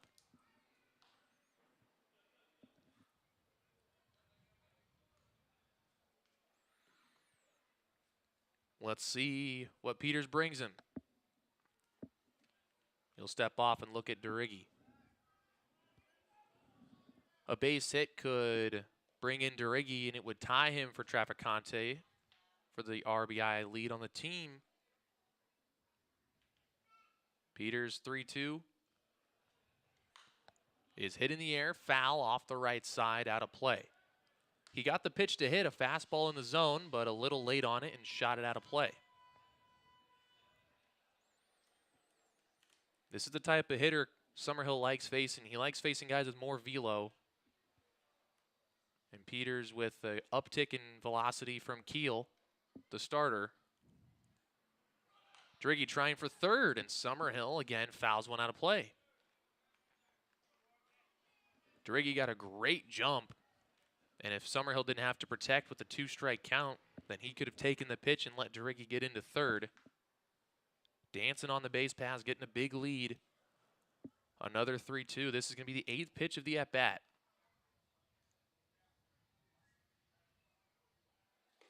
And Summerhill wins the battle as Peters misses with a high fastball.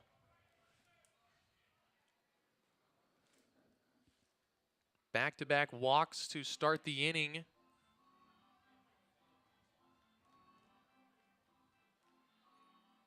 Two on, nobody out for Sam Tackett. He may be asked to put a bunt down here. He did put one down his last at-bat. It was a bunt for a hit, and it was a beauty as he made it down to first safely, forcing a throwing mistake by the starting pitcher, Richard Keel. This bunt may be a sacrifice attempt if he's asked. Squares around. First pitch over his head, in and out of the glove of the catcher Ochoa, but DeRiggi stays put at second. Looked like Peters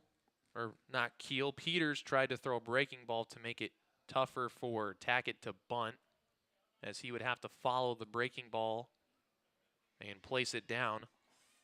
Fastball is much easier to bunt because it just stays straight. 1-0 and a high fastball. So Tackett is held up on 2 pitches. It's 2-0. That's going to bring out the catcher R.J. Ochoa for a little visit with his pitcher.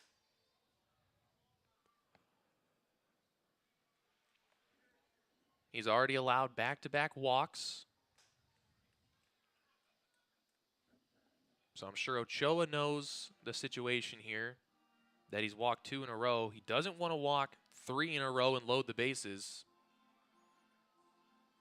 especially with nobody out for a left-handed hitter in the on-deck circle, Trey Truitt.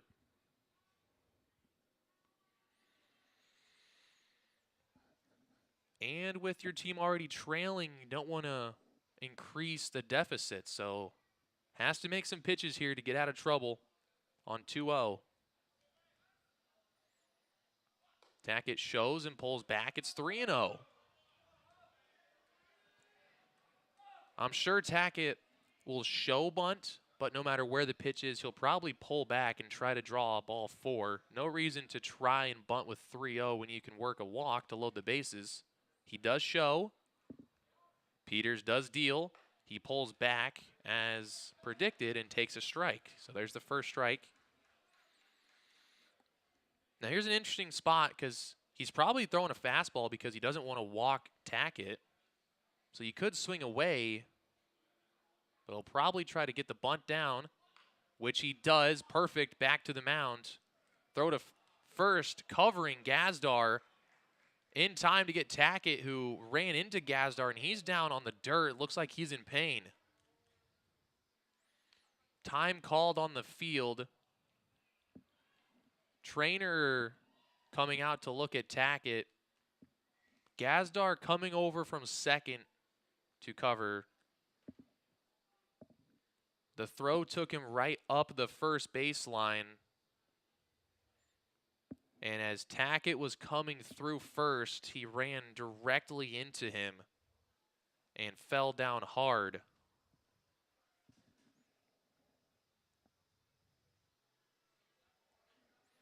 Scary sight for the Pittsburghers, who only have 2 position players on the bench. They have Cody Holtink and Evan Orzek. And if Tackett has to get removed, they'd probably go with Holtink for the infield spot. Everyone on the field taking a knee right now for Sam Tackett as the trainer takes a look at him down on the first base side.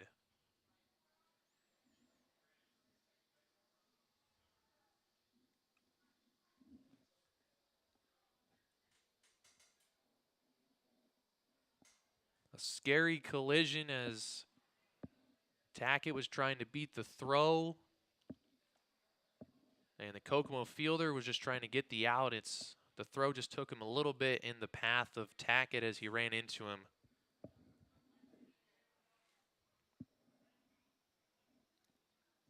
With Tackett down, I'm going to step aside for a minute here while he gets looked at, and then we'll come back in a second.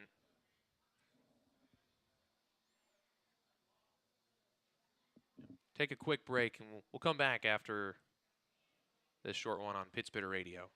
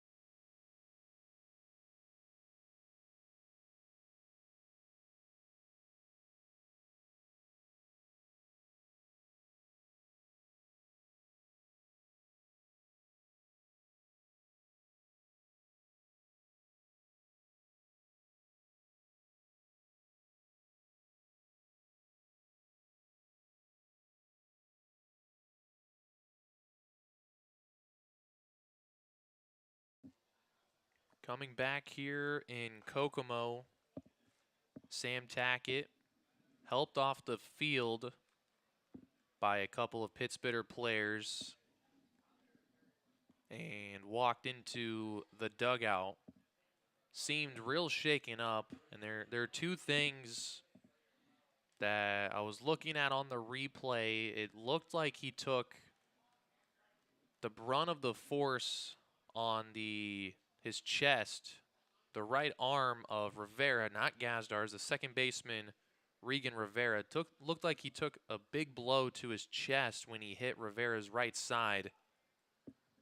May have knocked the wind out of him, and then when he fell backwards, it looked like he hit his head on the back of his head on the ground, and I think that is what was really shaking him up, as he just looked dazed walking off the field.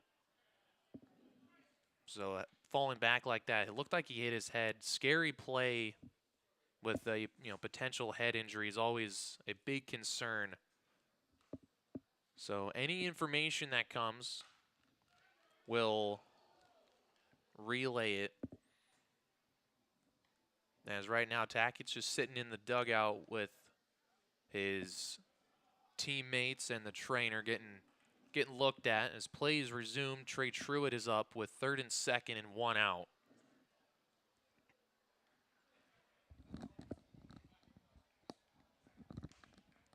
So he did his job and got the bunt down and moved the runners. Let's see if Trey Truitt can pick up his teammate here with a big hit.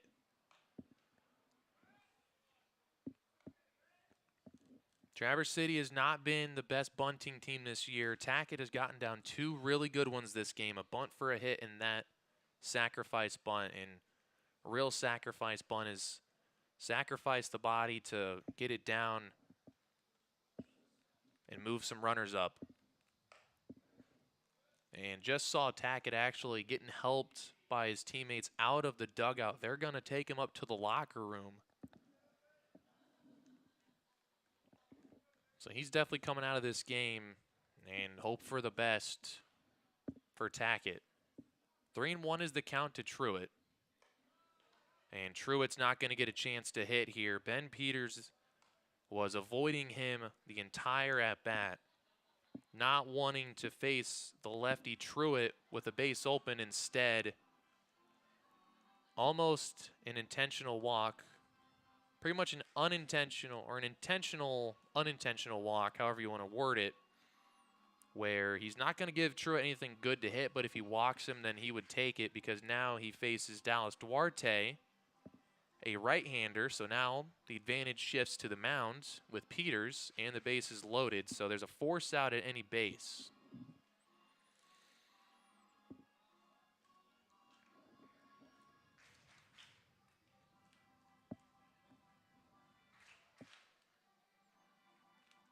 Base is loaded with only 1 out, but a ground ball by Duarte could end the inning if Kokomo can turn 2. He can't pop one up on the infield. That'd be a infield fly rule, and no one could advance. You have to get either a base hit or a deep enough fly ball to score the runner from 3rd on a sac fly. See if Duarte can deliver here. Get something out of the bunt from Tackett. First pitch swinging, it's popped right behind home plate, but out of play and into the seats.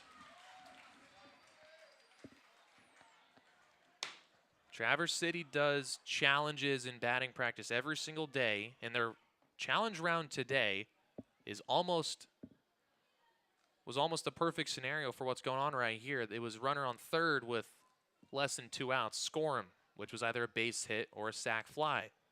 That's exactly what Duarte needs here. So let's see if that challenge round today carries over into the game. Duarte to right. That's going to do it right there. Deep enough. Catch made. Here comes DeRiggi. The throw into home is not in time as DeRiggi comes in to score. Good piece of hitting by Duarte to get DeRiggi home on the sacrifice fly. The Pittsburghers get the run back that Kokomo scored in the bottom of the 7th. They're back up by 3, 4-1.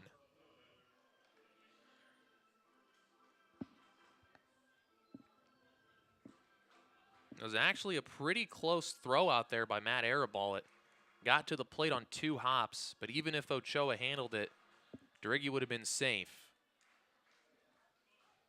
So 4-1. Let's see what Jacob Sharon can do. First pitch takes for a strike.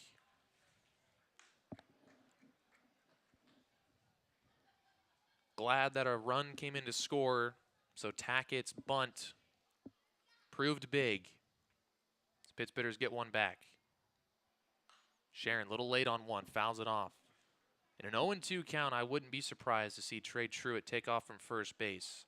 They've ran the play many times this year where you steal from first, and if the catcher throws down to second, you send the runner from 3rd home and try to score the run that way. Try to steal a run. 0-2. There goes Truitt. Sharon, though, swings and misses, and he is hitless today, 0 for 4. But the Pittsburghers get one back on no hits. 3 walks in the inning, a sac bunt, and a sac fly. And, of course, the big blow with Sam Tackett leaving the game. Hope everything is all right with him as this game goes to the bottom of the 8th, 4-1 on Pittsburgh Radio.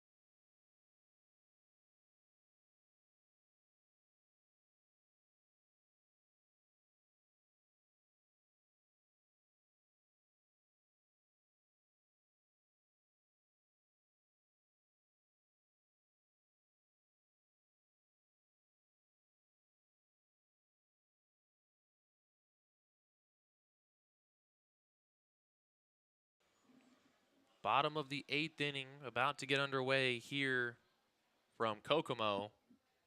Pittsburgh's leading 4-1, and a new pitcher, Mitch White, enters the ball game for the Pittsburghs.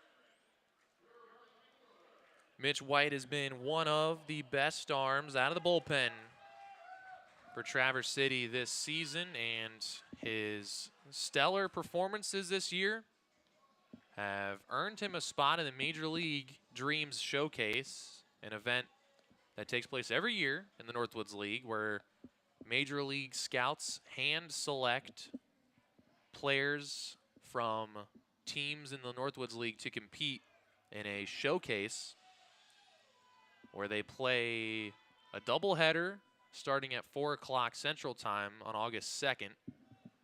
But before that, they do a typical showcase type of event with some hitting, some throwing, fielding, etc. in front of scouts before playing a doubleheader. So Mitch White got selected for that. One of 4 Pittsburghers, actually, that got selected to do that, as he gets a fly out by Matt Arabal for out number 1. So 4 players for Traverse City will be headed to La Crosse, Wisconsin on August 2nd to take place in that showcase. 2 pitchers, Morgan Lunsford and Mitch White, and 2 position players, Ariel Garcia and Colin Summerhill.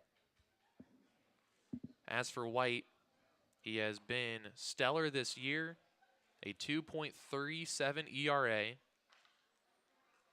a good strikeout to walk ratio.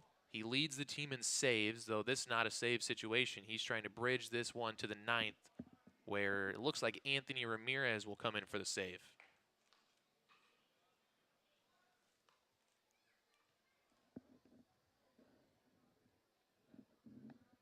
Mitch White has only given up an earned run in 3 of his 15 games this year,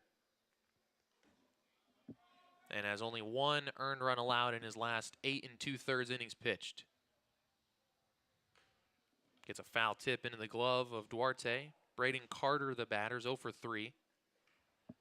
Pitts bidders need the win here as Kokomo, or Kenosha, I should say, right behind them in the standings is winning their ball game over Battle Creek. So to keep their division lead, they need to win to hold off the Kingfish. Foul ball out of play by Carter. It's 2-2. Rockford as well. So the second half standings, Traverse City's in first place at 11-4. Kenosha and Rockford are 3.5 games behind at 8-8, and then the rest of the pack kind of falls off the table. But to keep pace and hold off the rest of the division, they need to win as much as possible. 2-2. Little slap. Diving play. Holtink to first. In time. No, not in time. They called Carter safe at first. And I'm not sure about that one, but he gets the benefit of the doubt. Cody Holtink, fresh into the ballgame after Sam Tackett left with that injury, made a wonderful diving play up the third base line, made a strong throw to first, but doesn't get credit for the out as Carter gets called safe on an infield single. He's aboard for Mark McNelly, who was 1 for 2, doubled his last time up. First pitch low from White.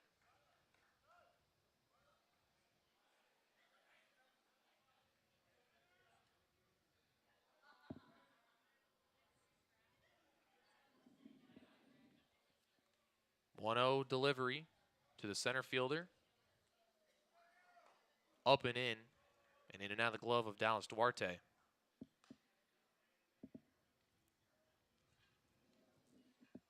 Hitters count at 2-0 with some good hitters coming up.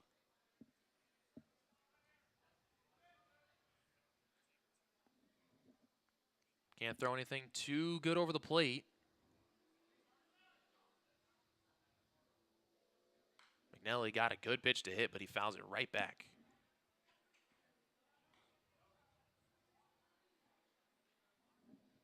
So 2-1. Still a hitter's count, though.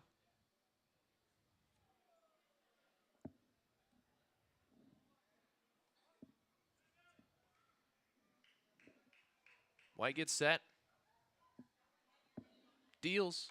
McNelly to right field. Truitt backing up to his left by the line. Makes a running catch as the hat comes off the head. Keeps McNelly off base. And there's 2 away here in the 8th inning for Alejandro Holgwin. Yeah, watching that replay again, I don't know. It definitely looked like Carter was out at first, but only one person's opinion matters, and that's the first base umpire, Clifton Glidewell, who made the safe call. So instead of the inning being over, it is still going after the 1-out infield hit, and now the fly out. Holgwin swings through strike 1. He's 1 for 3 in the game, a single back in the 4th. Struck out with a runner in scoring position in the 6th to end the inning. That was Joe Horosco's last batter. He departed after 6 scoreless innings. Kokomo immediately jumping on the new reliever, Nate Blaine, in the 7th with 2 doubles to get on to the scoreboard. Blaine did a good job, though, of stranding another runner in scoring position. And now we're here in the 8th with Mitch White. 0-2 to Holgwin. Deals. Outside.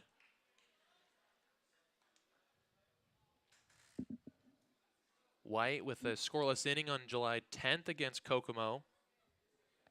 A scoreless inning on June 24th against Kokomo. in a scoreless inning on June 11th against Kokomo.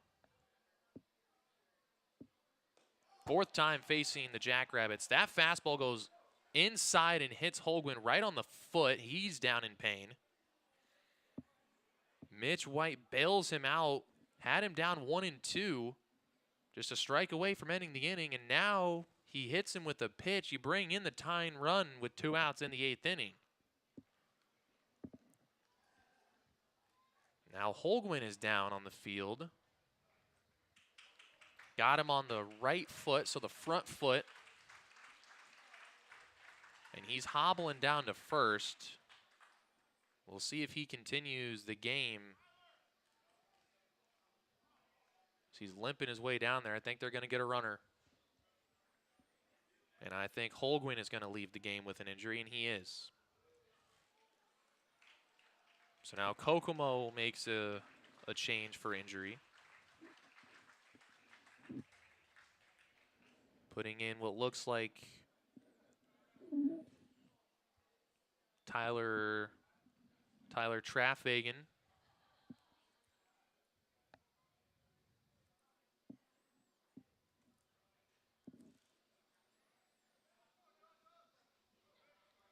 There's 2 on with 2 outs for John Gazdar, who doubled his last time up. Led off the 7th with the double, first pitch from Nate Blaine, and then came around to score the first run. He represents the tying run here in the 8th.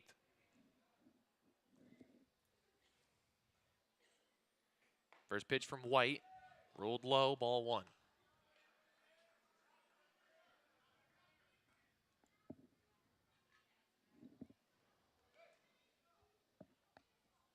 Base hit would cut into the lead and put the tying run on base.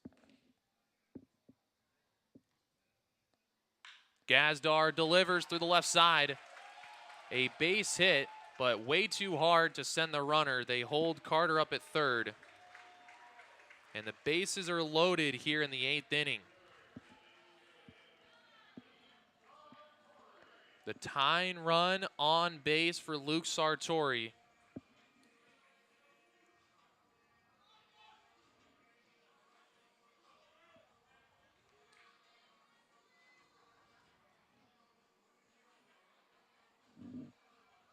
Mound visit.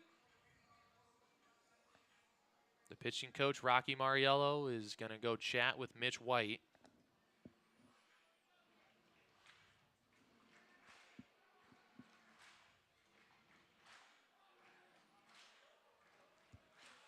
Bases full of Rabbits here in the 8th inning.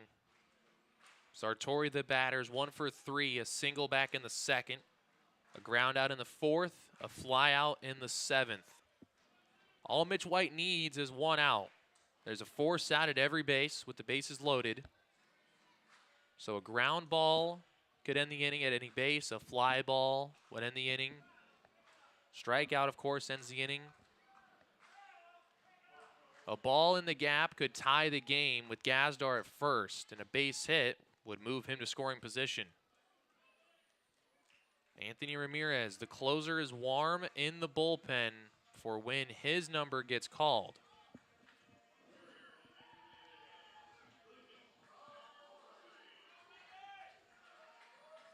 The batter, Sartori, looking to deliver.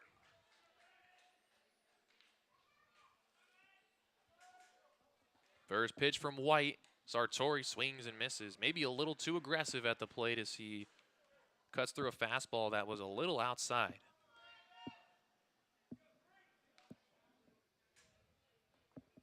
Huge at-bat here in the ball game. Bottom of the 8th. Down by 3. Mitch White's 0-1. Sartori swings and misses at another fastball. It's 0-2. If you're Mitch White, you've gotten 2 fastballs across for strikes. If you throw another one, I think you have to throw it high above the zone and get a chase. But this would be a great time to locate a breaking ball or an off-speed pitch. Sartori would be way out in front of it. Let's see what White deals. 0-2. Fastball popped up to left. Trafficante behind the infield. Makes the catch. Leaves the bases loaded. Mitch White out of trouble. He loads the bases. He leaves them loaded. No runs across. It's still 4-1 Traverse City. We go to the 9th inning here in Kokomo on Pit Spitters Radio.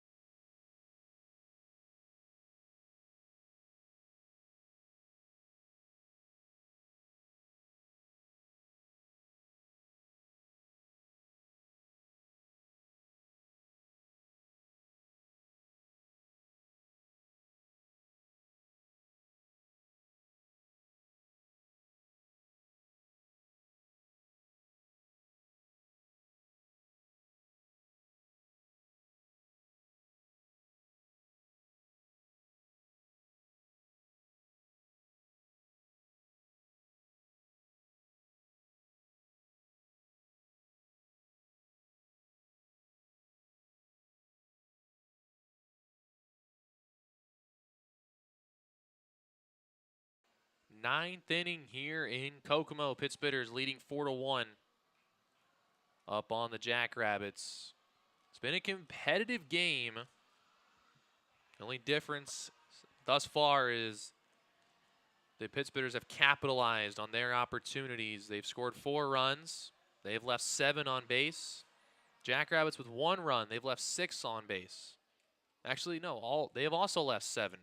Forgot to count the one in the first inning. So both teams have had about the same number of base runners. Pit Spitters just cashing in on their chances, and their pitchers have been clutch when they needed to be, including Mitch White in that last half inning, keeping the bases loaded. Keeping his team on front, looking for insurance. Alec Atkinson leading off. Top of the order on deck. So we'll see what they can do. Rygel Versilio, the new pitcher for the Jackrabbits.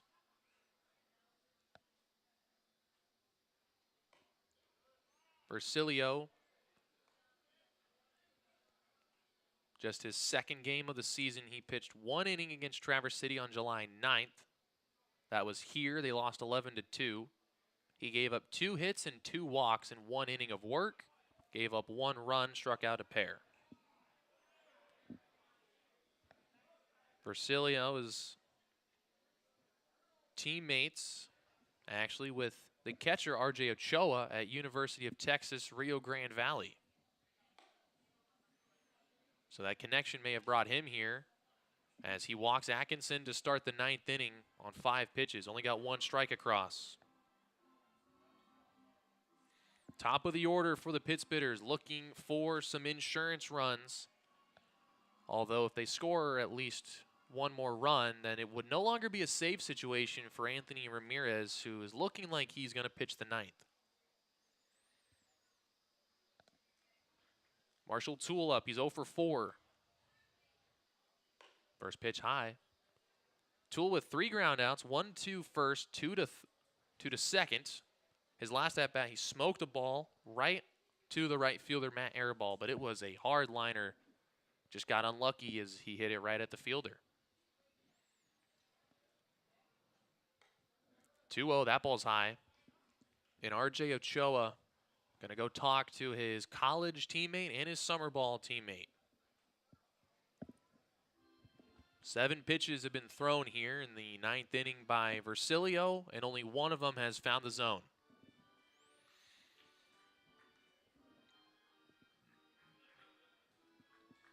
Marshall Toole with speed trying to reach base here. Good count to hit in if he gets a strike. He does. Takes a big hack, fouls it right back to the screen. It's 2-1.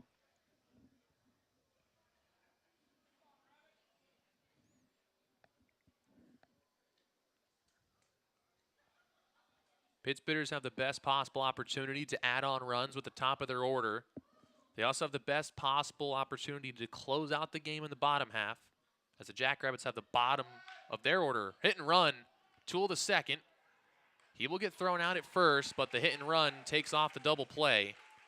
And although I would have enjoyed seeing Marshall Toole lay off of that pitch, as Alec Atkinson had a beautiful jump to second. He was getting that stolen base easily. And then Toole could have hit with 2 strikes and a runner in scoring position. Instead, he goes after it and grounds out for the 4th time tonight. Brings in Camden Traficante. This is usually where he gets the big hit, especially when his teammate Colin Summerhill, when he closes the gap and runs batted in, he always picks one up, though won't have a chance here as Atkinson is caught stealing third. Ochoa makes a good throw, and he is out for the 2nd out this inning. Trying to take an extra 90 feet. An aggressive play already in scoring position, but trying to get to third with 1 out. So Traff could have scored him.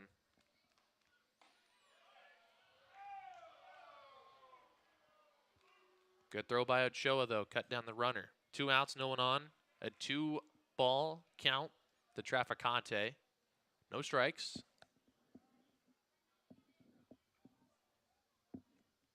See if he can start something with 2 away. Chopper right side. Fielded by the first baseman Platt. Throw to first. Covering Versilio. They'll get Traficante to end the inning.